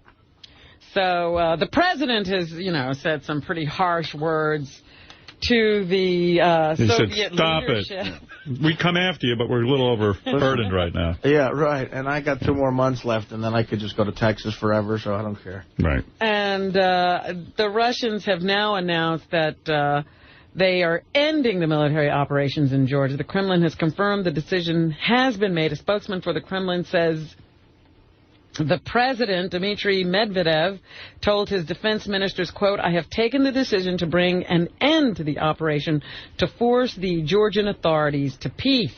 All right. So I guess all of that pressure came to bear, and they decided, hey, we better wrap this up now that we've,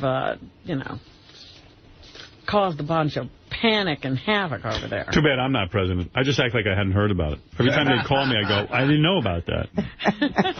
What are you talking about? Yeah. Well, it's just like, you just have that feeling that our president has no teeth. Yeah. Here's the president saying that Russia must respect Georgia's sovereignty. 1, 2. All right, let's see. That ain't going to stop them. Russia's government must respect Georgia's territorial integrity and sovereignty. Right. Oh, sure. Or else what? What are we going to do? Who better not? Yeah, we can't police the world. And he says Russia is jeopardizing its relations with the U.S. These actions jeopardize Russia's relations with the United States and Europe. Didn't he look into Putin's eyes and see a good man? Yeah.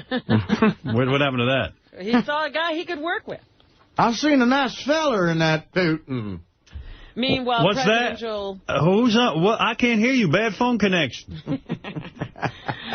Presidential hopeful Barack Obama says Russia faces long-term repercussions from its invasion of neighboring Obama! He was speaking outside the Hawaiian beach house where he's vacationing. Oh, that sounds great. For decades, he's been... Oh, that's the wrong guy. Is that an Obama ad? No. Obama called for Russia's immediate withdrawal from the tiny Black Sea country. 2-7. All right. Give me a second on that one. 2-7. This is a clear violation of the sovereignty and internationally recognized borders of Georgia. The UN must stand up for the sovereignty of its members and for peace in the world. Well, they are standing up. But what are you going to do about it? You know? We set ourselves up for the counterattack of... Couldn't Russia just go, well, what about Iraq's sovereignty? Legit. Right. People could say that. That's right. We're all fucked up now. Yeah. We got no argument. But what about Iraq? Yeah, we have a presidential race going on, and... You want to hear Obama congratulating us on the merger? Sure. Yeah, he's excited about it. Hello, Des Howard. Oh, no. Sal. Stop that. Hello, Des. Wait, that wasn't Obama? That was Barry White. That's Obama when, nobody's around. Can we take that? He lets it down. Did you want to hear what Sal did? I mean, of course. Fucking racist. Look, I secretly love it. I got to pretend I don't. Because Hello, Des Howard. This be's Obama saying ways to goes on that's merger, my brother. Keep doing what you're doing. Oh, shit, that's the Chicken Delight. Gotta go. Peace. Way to go, Sal. Christ. Right on the money. See, with Chicken Delight salad that you made. The watermelon reference? Yeah, that's too hack. All right. Anything else? Can we take that thing that makes his voice do that away from him? I'm banning that. Take that out of his studio. The deep voice machine. Now, hello there, Howards. That's the chicken delight. We have a presidential race going on, Howard, between Barack Obama and John McCain, and they've been trading insults as to who is the real celebrity. Right. They're playing a dozen. Barack's got this. So here's some natural sound of a new Obama ad calling McCain a Washington celebrity in his own right. For decades, he's been Washington's biggest celebrity. John McCain. And as Washington embraced him, John McCain hugged right back. The lobbyists running his low road campaign. The money, billions in tax breaks for oil and drug companies, but almost nothing for families like yours. Lurching to the right, then the left.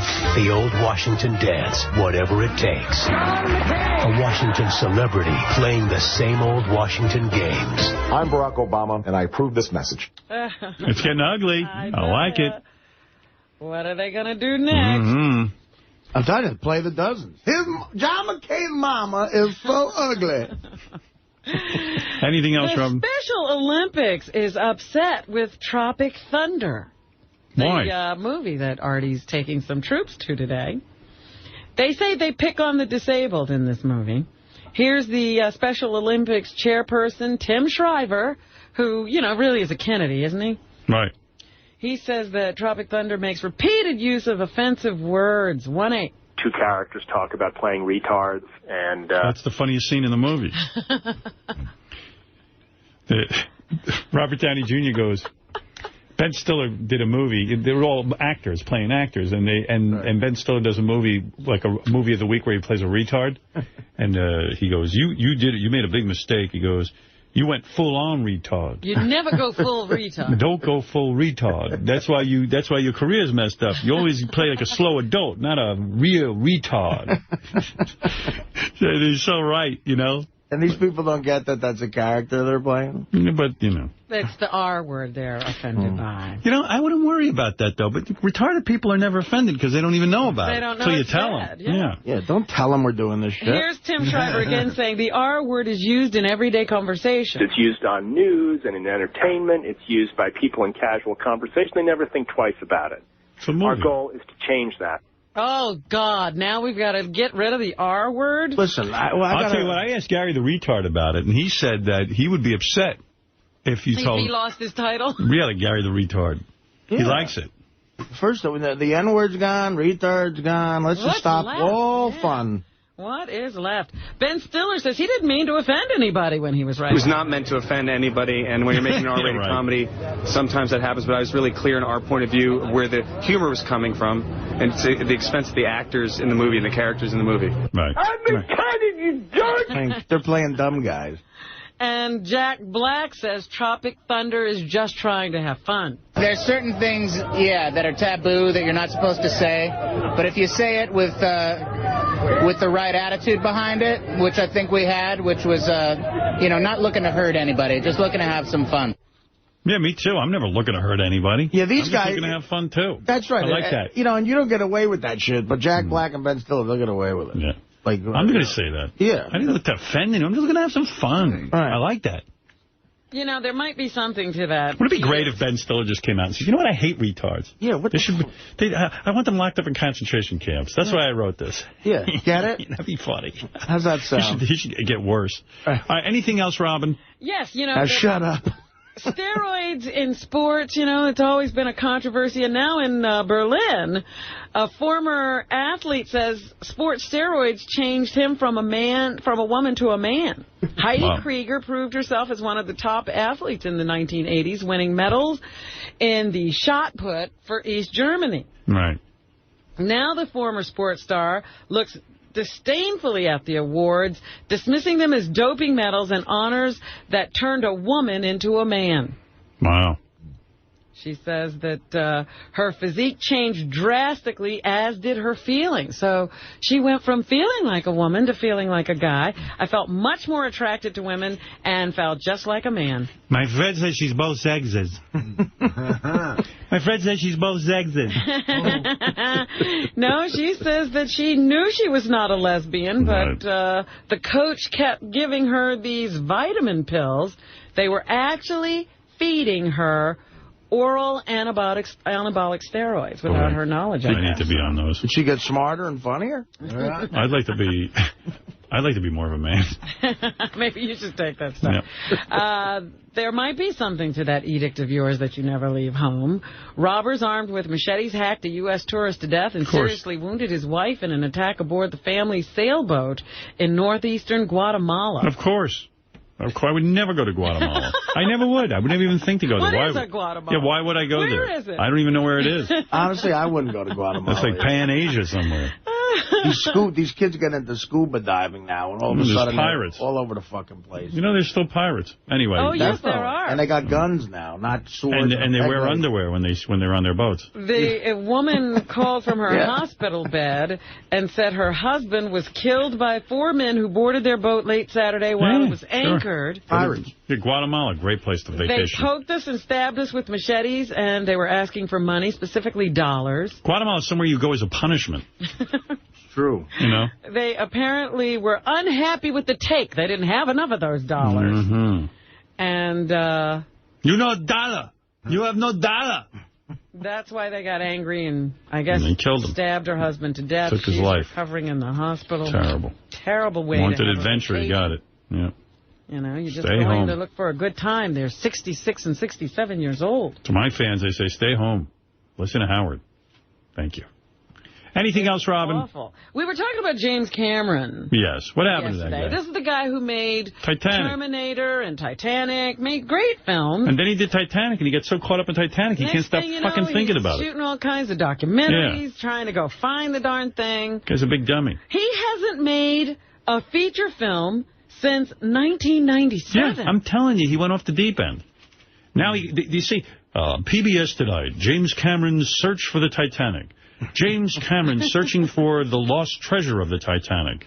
It's like, fuck, you made Titanic 30 years ago, asshole. Move on with your life. Well, his next movie is slated for a release, I think, December 18th of 2009. He's already been making it 2.5 years. Oh, my God. And it includes all of this new technology to shoot a 3D film. Ah, come on. I messed with 3D back in the 80s. It's 60% CG animation. You know how many angles they had to shoot Jessica Hahn on an elephant in order to do that? I'm telling you, it's a big waste of time, that 3D. And 40% live action. Right. So that's what he's been working on. He and the other guy he's shooting it with have actually had to create the technology themselves. I understand in his new movie, they actually take a pool cue and point it at you, and you think it's going right in your face.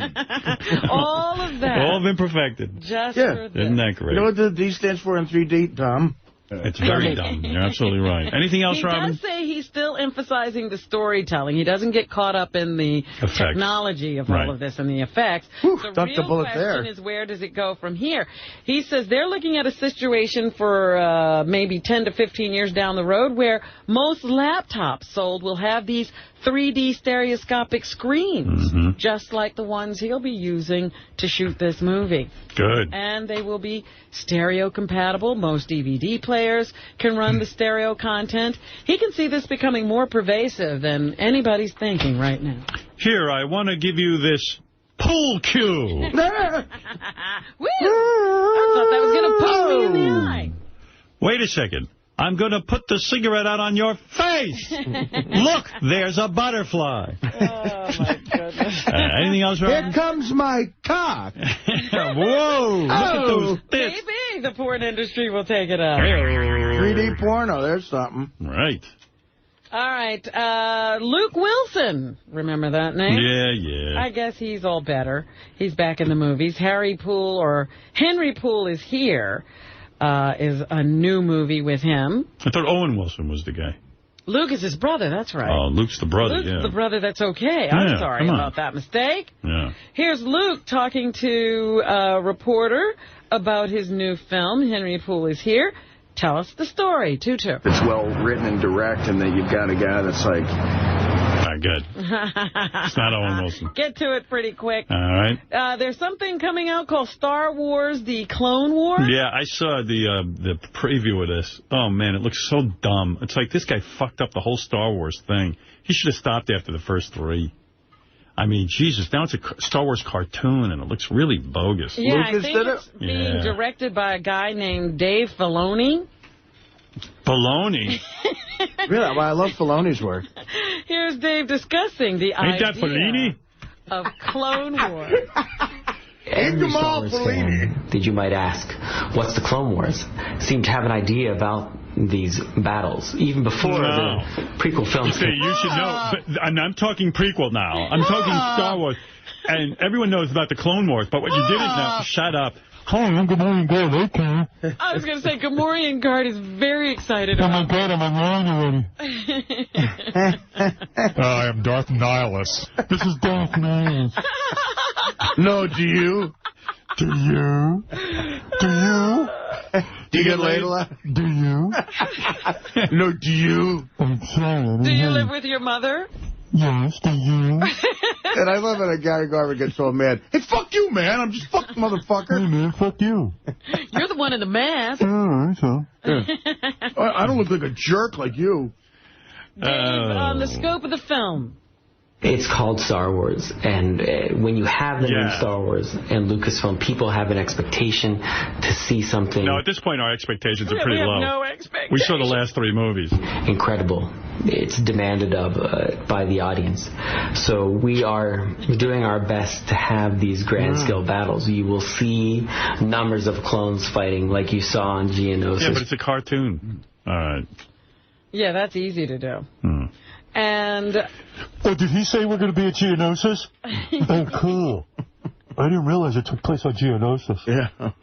Oh, fuck that. Wow, yeah. Geonosis. What is this guy saying? Color me there. Look, the Gamorrean Guard... It has to be shown on an epic scale to understand that there's a universe, there's a galaxy involved in this conflict, and we have to show that scope. I hope Darth Nihilus is in it. Are you an extreme gamer? No. What does that mean? I like games like a baseball. Like, what are you talking about? No, they mean video games. Video games. You know who's an extreme gamer is our director, Scott DePace. Is he really? Yeah. Well, what does it mean to be an extreme gamer? It doesn't mean just playing these games for fun. Are you an extreme gamer? Are you? Extreme gamers are playing more than 45 hours per week, according to a new report from market research firm NPD. I'm an extreme sleeper, according to that. Although extreme gamers make up only a small percentage of America's 174 million gamers, 3%, that's still more than 5 million players who are playing as much as they go to work or school. Yeah, I'm an extreme gamer. I know you find that hard to believe. I don't doubt that. Oh, God, it's so hot in this mask. The comedy Pineapple Express. Yeah. That's not, there's no Star Wars characters in that. And stars James Franco. Right. He explains how he got involved in the film. 2-5. Yeah, I hadn't done a comedy for a while, and I directed a very... All right. Hype. It's a good movie. We saw it. We liked it. He's good in it, too. Yeah. And that's... Oh, the one thing that somebody in Hillary Clinton's camp is saying that if somebody had blown the whistle on John Edwards' affair earlier, she would have won the nomination. He siphoned off votes, that Yahoo. Democratic Committee. Big dummy. Presidential nomination. Big dope. That's what's happening. Thanks, Robin, and we'll see you tomorrow. Thank you.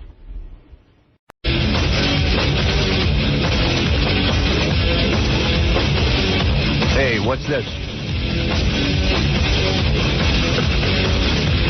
Good morning, everybody. What's up? Yeah, good morning. Any new Jesse Jackson children today, or are we still at the same count? What, is he going to become Screaming Jay Hawkins? Yeah. I bet you there'll be other kids coming up. They're going to crawl out of the woodwork. Yeah.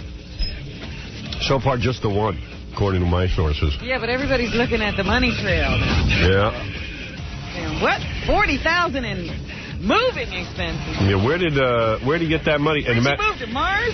Well, they say now his staff at the Rainbow Coalition is pissed because it turns out the money that sort of commingled with Jesse's money and Rainbow Coalition money, it all came out of there, and the staffers are really pissed. Of course. They're saying, wait a minute, hold it. We have to call people and ask for money. Yeah, isn't that supposed to be for people's civil rights? You give us $40,000 in moving expenses? Hey. Then they're saying she moved into, D.L. Hughley's old house. That's the house she bought. She moved from some lower middle class neighborhoods to the Black Beverly Hills. Where'd she get that money? Who knows? Probably the 40 grand and the 10 grand a month, and maybe she's renting a house. Well, there's now saying that 10 grand is more like $3,500. Oh, right. And that definitely comes out of Jesse's pocket. That's Rainbow Coalition money, isn't it? No, that's Jesse's money. Wow. But where does Jesse's money come from? I wish you'd get me pregnant. Really? It's a good living. Yeah, I wish I could get pregnant so that I could stop working. You could go and move to the Black Beverly Hills. Yeah. Well, I don't know if I want to move to the Black Beverly Hills. No offense. I'm not sure where I want to move yet with my baby money. Baby daddy money. I wonder if the babies ever actually get any of the money. Well, I don't think I'm sure so. she gets to live in the house and junk like that. Yeah, I guess she has to. It's a girl, right? Yeah. Yeah. Anyway, good morning, everybody. What's happening? I spent the day watching George W. Bush's inauguration. I was watching guys jumping out of planes. I was watching... they don't know what to do. It's so gross. When you're disappointed in who the guy is who won... Yeah, this makes a big... It makes it worse. Yeah. When you see some big party, it's like, I'm not invited. And he's like the king, and he's waving to people, and... I hate to hear him talk. You know, well, they could stop that. Speeches. And you know somebody else wrote them for him. They They're not know. his words. They know. So ridiculous. Not only that, they say he can't wait to start going to Camp David. This guy hasn't even been in office yet. He can't wait to vacation. He's ready to go on vacation. Oh, yeah. You don't have to worry about him. That boy does not like to work. Somebody else is running the country. Yeah. His name's Dick Cheney. Meanwhile, Dick is his nose to the grindstone. Oh, Dick Cheney's ready to have another heart attack. He's working so hard. In fact, W is on the stage salsing with Ricky Martin, and Dick Cheney's in the office. Yeah, that don't look right. When he salsas with Ricky Martin. What's up? And you heard that, his Bible's on the way to Washington, from New York, the Bible that George Washington was sworn in with, coming from the Masons, the same one his dad used. Oh, God. Now you know all this stuff that's going on. But, Robin, didn't you vote for him? Yes. So what are you complaining about? I would have complained about anybody. You have to vote, though. She didn't like him. I didn't like him, but I liked the other people less. That was the point. Believe me, nobody's thrilled. No. I'm bumming. Me too. I'm bumming with this guy, Ashcroft. He's the guy who's going to be running things. They're saying that they think he's going to make it in? Oh, yeah. I watched the whole thing. Gavel to gavel. They were bringing in They brought in a black guy yesterday, a black congressman, Republican. I don't know where they dug this guy up from. He's talking about how John Ashcroft is the greatest thing ever.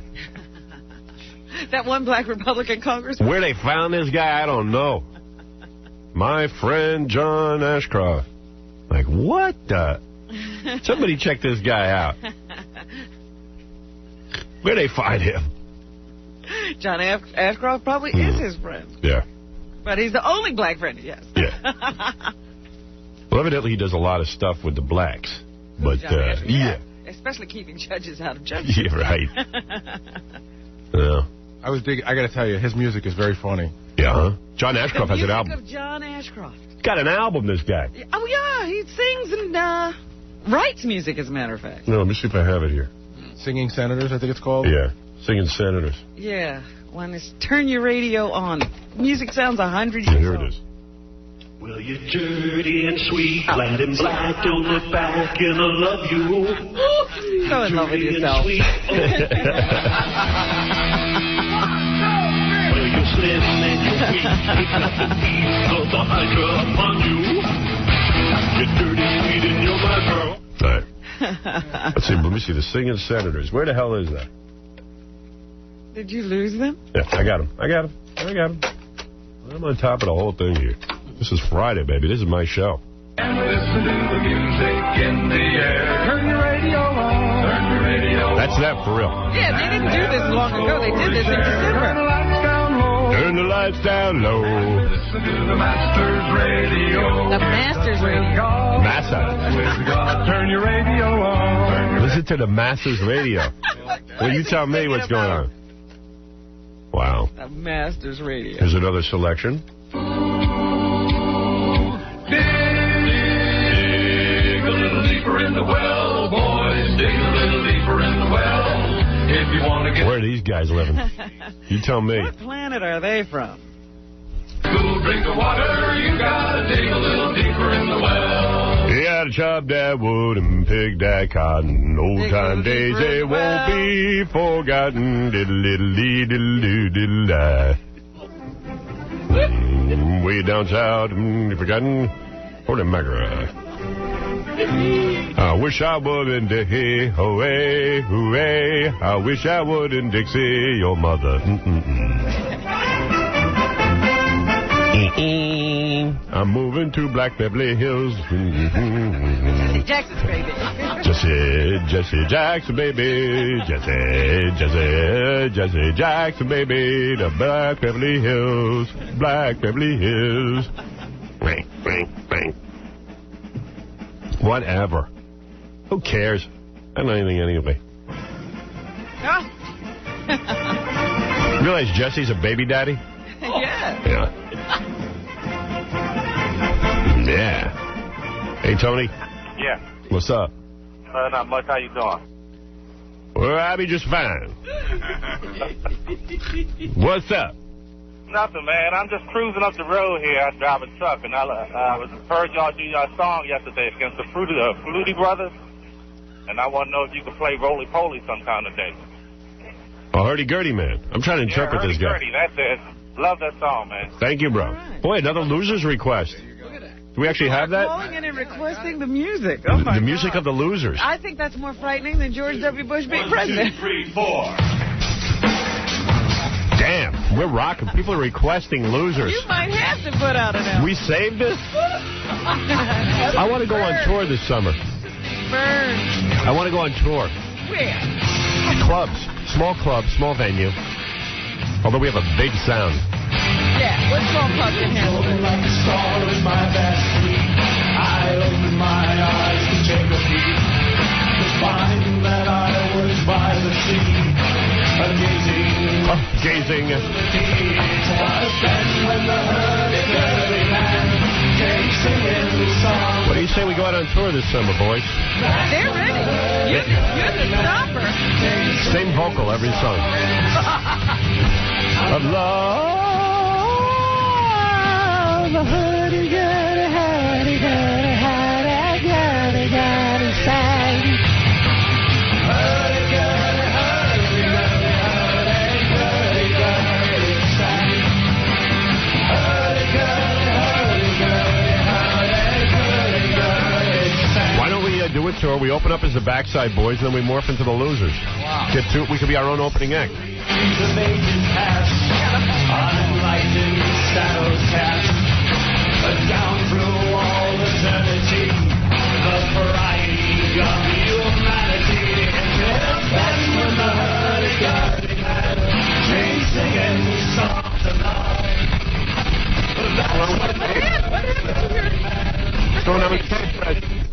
Tape is rejecting the music. Something else going on here. What happened? I don't know where that's coming from. Wow. I bet you it's Jackie's mic. No? That wasn't the tape, that was all you guys. It's Fred's mic. Is it? No. Jackie? All right, play it again. Yeah, it's a one of our microphones. You don't want to interrupt this masterpiece.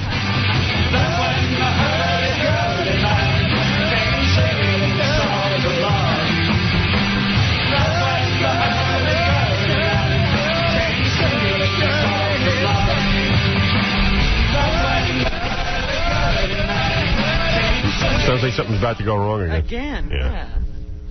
What is that wind noise? We're back. Scott came in here, looked around, and left. Yeah. Gave up. Didn't touch a thing. I see nothing. Nothing's wrong now. Oh. Can't see it. Can't smell it. He was in here whining how he wasn't, the drummer. Really? Still? Yeah, still whining to me. Keep him away from me. What could he possibly say? Dude, we got a microphone issue.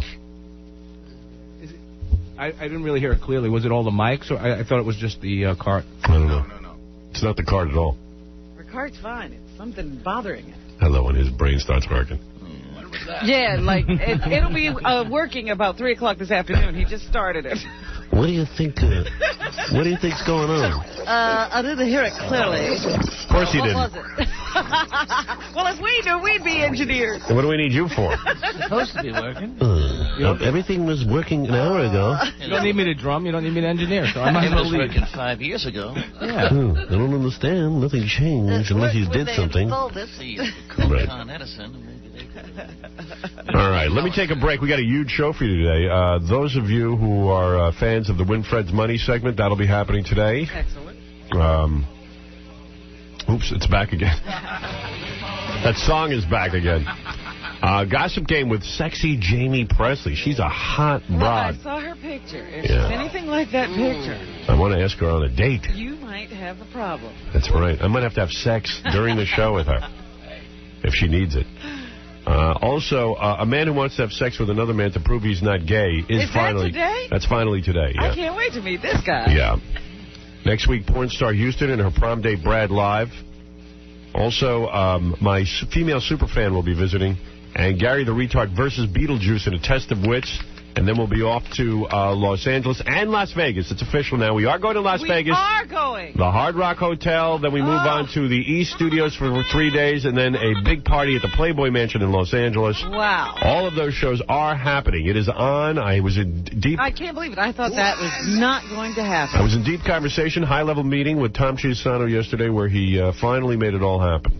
It was a high-level meeting and Tom was there? Yeah. Oh, absolutely. Tom is weeping as I speak. You roughed him up? I roughed him up good. But he came through all right. All right. That's our boy. But he needs that. Yeah. He's like a guy who can't do anything unless he's beaten and whipped. I raped him. All right, we're going to be back right after these words. Okay. The Howard Stern Show. You behave yourself, Howard. And I think you ought to calm down. All right, I'm going to start cooking now. 95.1, 95.5, The Nerve. More.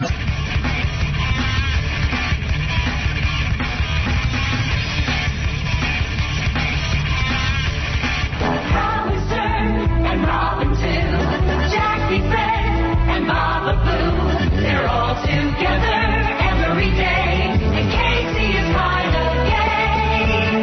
Howard Stern is the king. Forget about his tiny things. Howard Stern's our hit. On with his show, this is it. Jesus. Howard Stern. Jesus. Jesus. Jesus. Bring me Faith Hill. Jesus H. Christ. Faith Hill. I'm watching Cardio Video on VH1 and Faith Hill's on. And all it is one shot of another, one after another of her in different outfits and different hairdos. And good God. But that latest hairdo is not doing it for me. You know what? I don't care. I love it. Really? I you love like it. the new one? I want to feel her inner warmth against my manliness. For me or her? I'm a skank. No, she's very, very good looking. Who's that? That's her too? Oh. Now she's in a nurse's outfit. Now she's...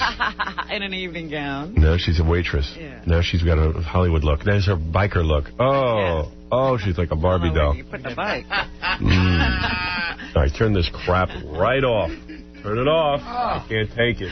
Because I'm telling you, I look at those new pictures and I said, wait a minute, that can't be Faith Hill. My boner is seriously... My boner. I wish I could stand up, but I can't. Oh, I decorate her. Hey, Robin, I don't know if you remember, you did the story in the newspaper the other day. You broke this story that Cindy Crawford did renovations on her apartment. And in the process of renovating the apartment, she ripped away the flooring that is the soundproofing between her apartment and the lower apartment. And the people below her are now suing her because they hear everything Cindy Crawford's doing in her apartment. Yes. So I said, sue her. Get a microphone and tape everything. Sell it. So here it is. This is what you hear? Howard Stern exclusive. That's right. We have tape of what's going on in Cindy's apartment. That's right. Here's the first tape we were able to smuggle out of there.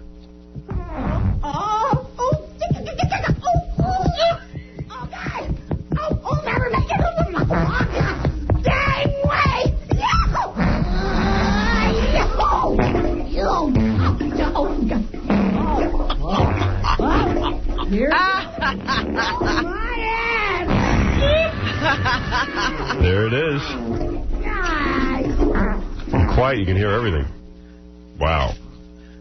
I mean, we just took selected. There's a lot of boring stuff that goes on in there. Yeah. Yeah, a lot of boring stuff, but some of the stuff is pretty wild, it sounds like.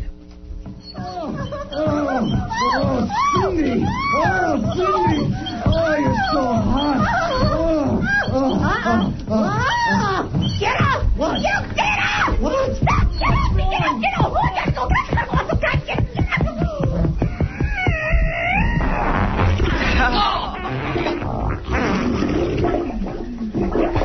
Oh, my God.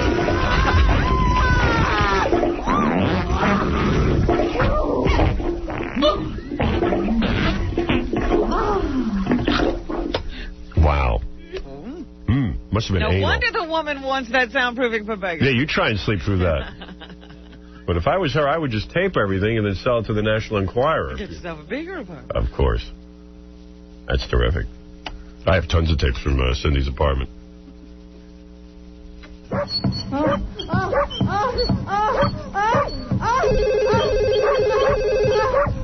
Hello? Oh, hi, Ramsey. You're here. Okay, bye.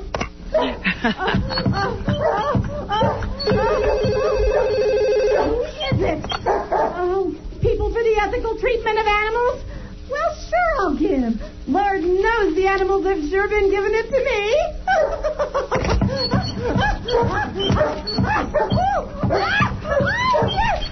He's grinding that mole off her face. Wow. There it is. Oh. Dog. Dog. That ain't right. Well, it's a big... Actually, I believe the people are right. You can't do renovations and then take away the soundproofing. No, you shouldn't hear what's going on in the apartment above you. Especially those old buildings that Cindy Crawford lives in. They were so soundproofed. That's why people like those buildings. You don't want to hear your neighbor or the guy upstairs. Or anything else. That's right, honey. Dog. Yeah, who wants to hear that? Who wants to hear your mess? Right? You got it. She's going to... I bet you they force her to put the soundproofing back. Oh, I would imagine. I hope so. But maybe, you know, you're taking the neighbor's side as if there couldn't be another... No. I believe side to the story. You know what? It doesn't take much to figure out what's going on. Maybe First of all, just a big complaint. everything was fine until Cindy did the renovation. The woman never complained. That's what you said. Here's a gross noise for you. Howard Stern exclusive. Jesse Jackson in a heap of trouble. What the hell was that? Jesse Jackson in a heap of trouble. He's been making speeches trying to clear his good name. I must confess, my fellow Americans, the guilt inside me lingers. I should have just used my fingers. Or maybe perform cunnilingus. However, I did not. Please forgive me. Or can I get an amen? He is rhyming up a storm. Trying to rhyme his way out of this one. How is it that this dude got her... I mean, did he wear a rubber, or did the rubber slip off? Did the rubber break? I got questions. Because there's a guy... All right, listen, lots of guys cheat. You know? I ain't going to act like he's the only guy that ever cheated, but where's the rubber? Plus, he's going to be going home and banging Juanita, or whatever her name is. Jackie. Jackie. Jesse and Jackie. Jesse and Jackie, perfect couple. He's going home and banging Jackie. Is he using a rubber with Jackie? I don't think so. Do you think she could have said she was on birth control and lied? Maybe he only used a rubber with Jackie. No, but I'm saying, what about STDs and stuff? I mean, Jesse's a role model for the community. Yeah, sure is. You know. He's just like the community. Well, I'm just trying to be like the community. Trying to fit in. Put on leader. Yeah. They did a poll, and I think it was the Post I was reading, and they said... I'm okay. Go yourself. Get the camera out of here. You'll learn how to yell at your boss with total disrespect, like Scott does. You blew the whistle once. If it wasn't a push-up, you would have blown it more. That's all I got to say. Wait, he said... Hey, I'm leaving. I know it. You better pay off. He's no nobody's f***ing handyman. Sign up today for Scott the Engineer's Aggression Clinic. Log on to www.I'mABigSorryBaldBastard.com for Scott's next seminar. No! Get out! The Howard Stern Show. 95.1, 95.5, The Nerve. Show. My lovely wife does not understand why I did not just use my hand. But I have an overactive gland, which resulted in a child that was not planned. Can I get an amen, brothers and sisters? God bless you. Thank you. Thank you. God bless you. Meanwhile, up in Cindy Crawford's apartment.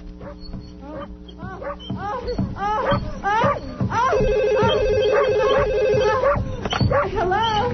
Oh, hi, Randy. No, you're all alone. Miss you. Wish you were here. Okay, bye. All right. So anyway, I like those tapes. Big Black has Kathy Lee tape about Regis.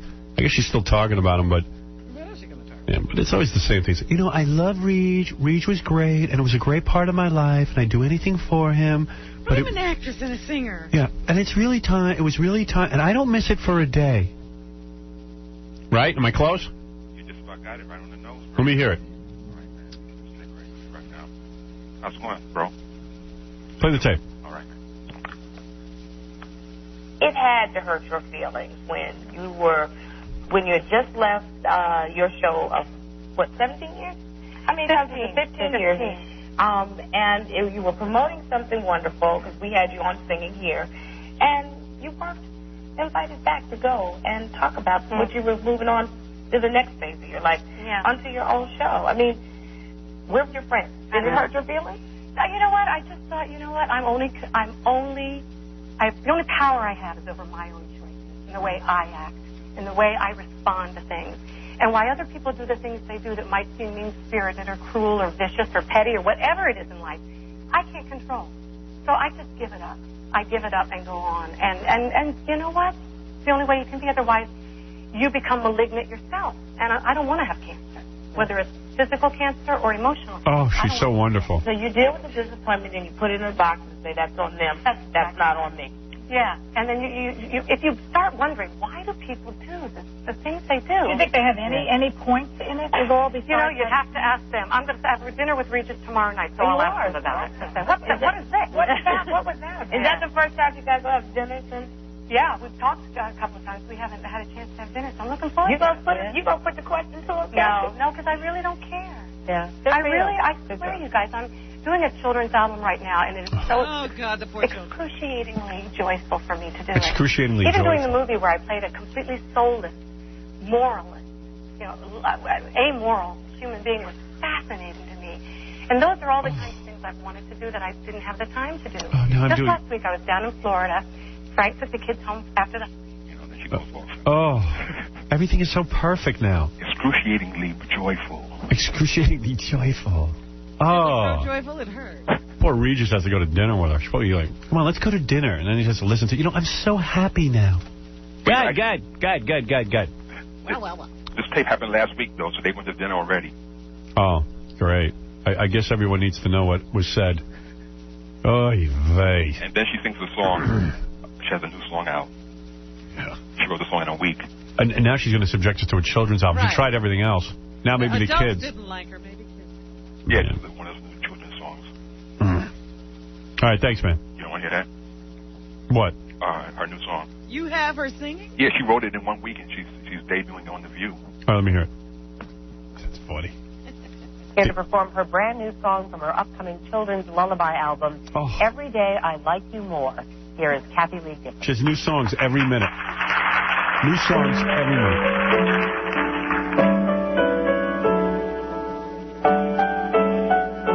Beauty and the Beast.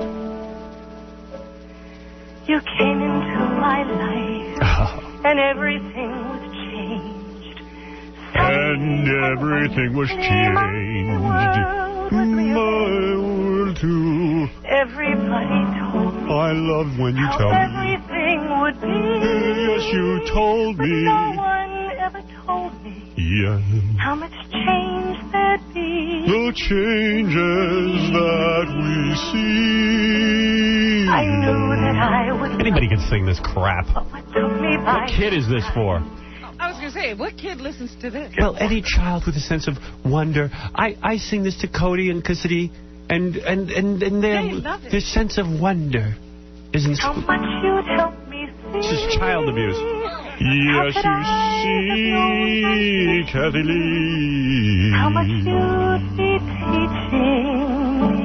You teaching me. Now every day I know you better.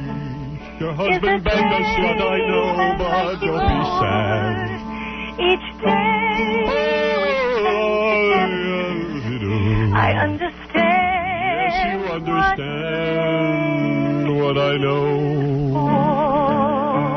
How do you say to me?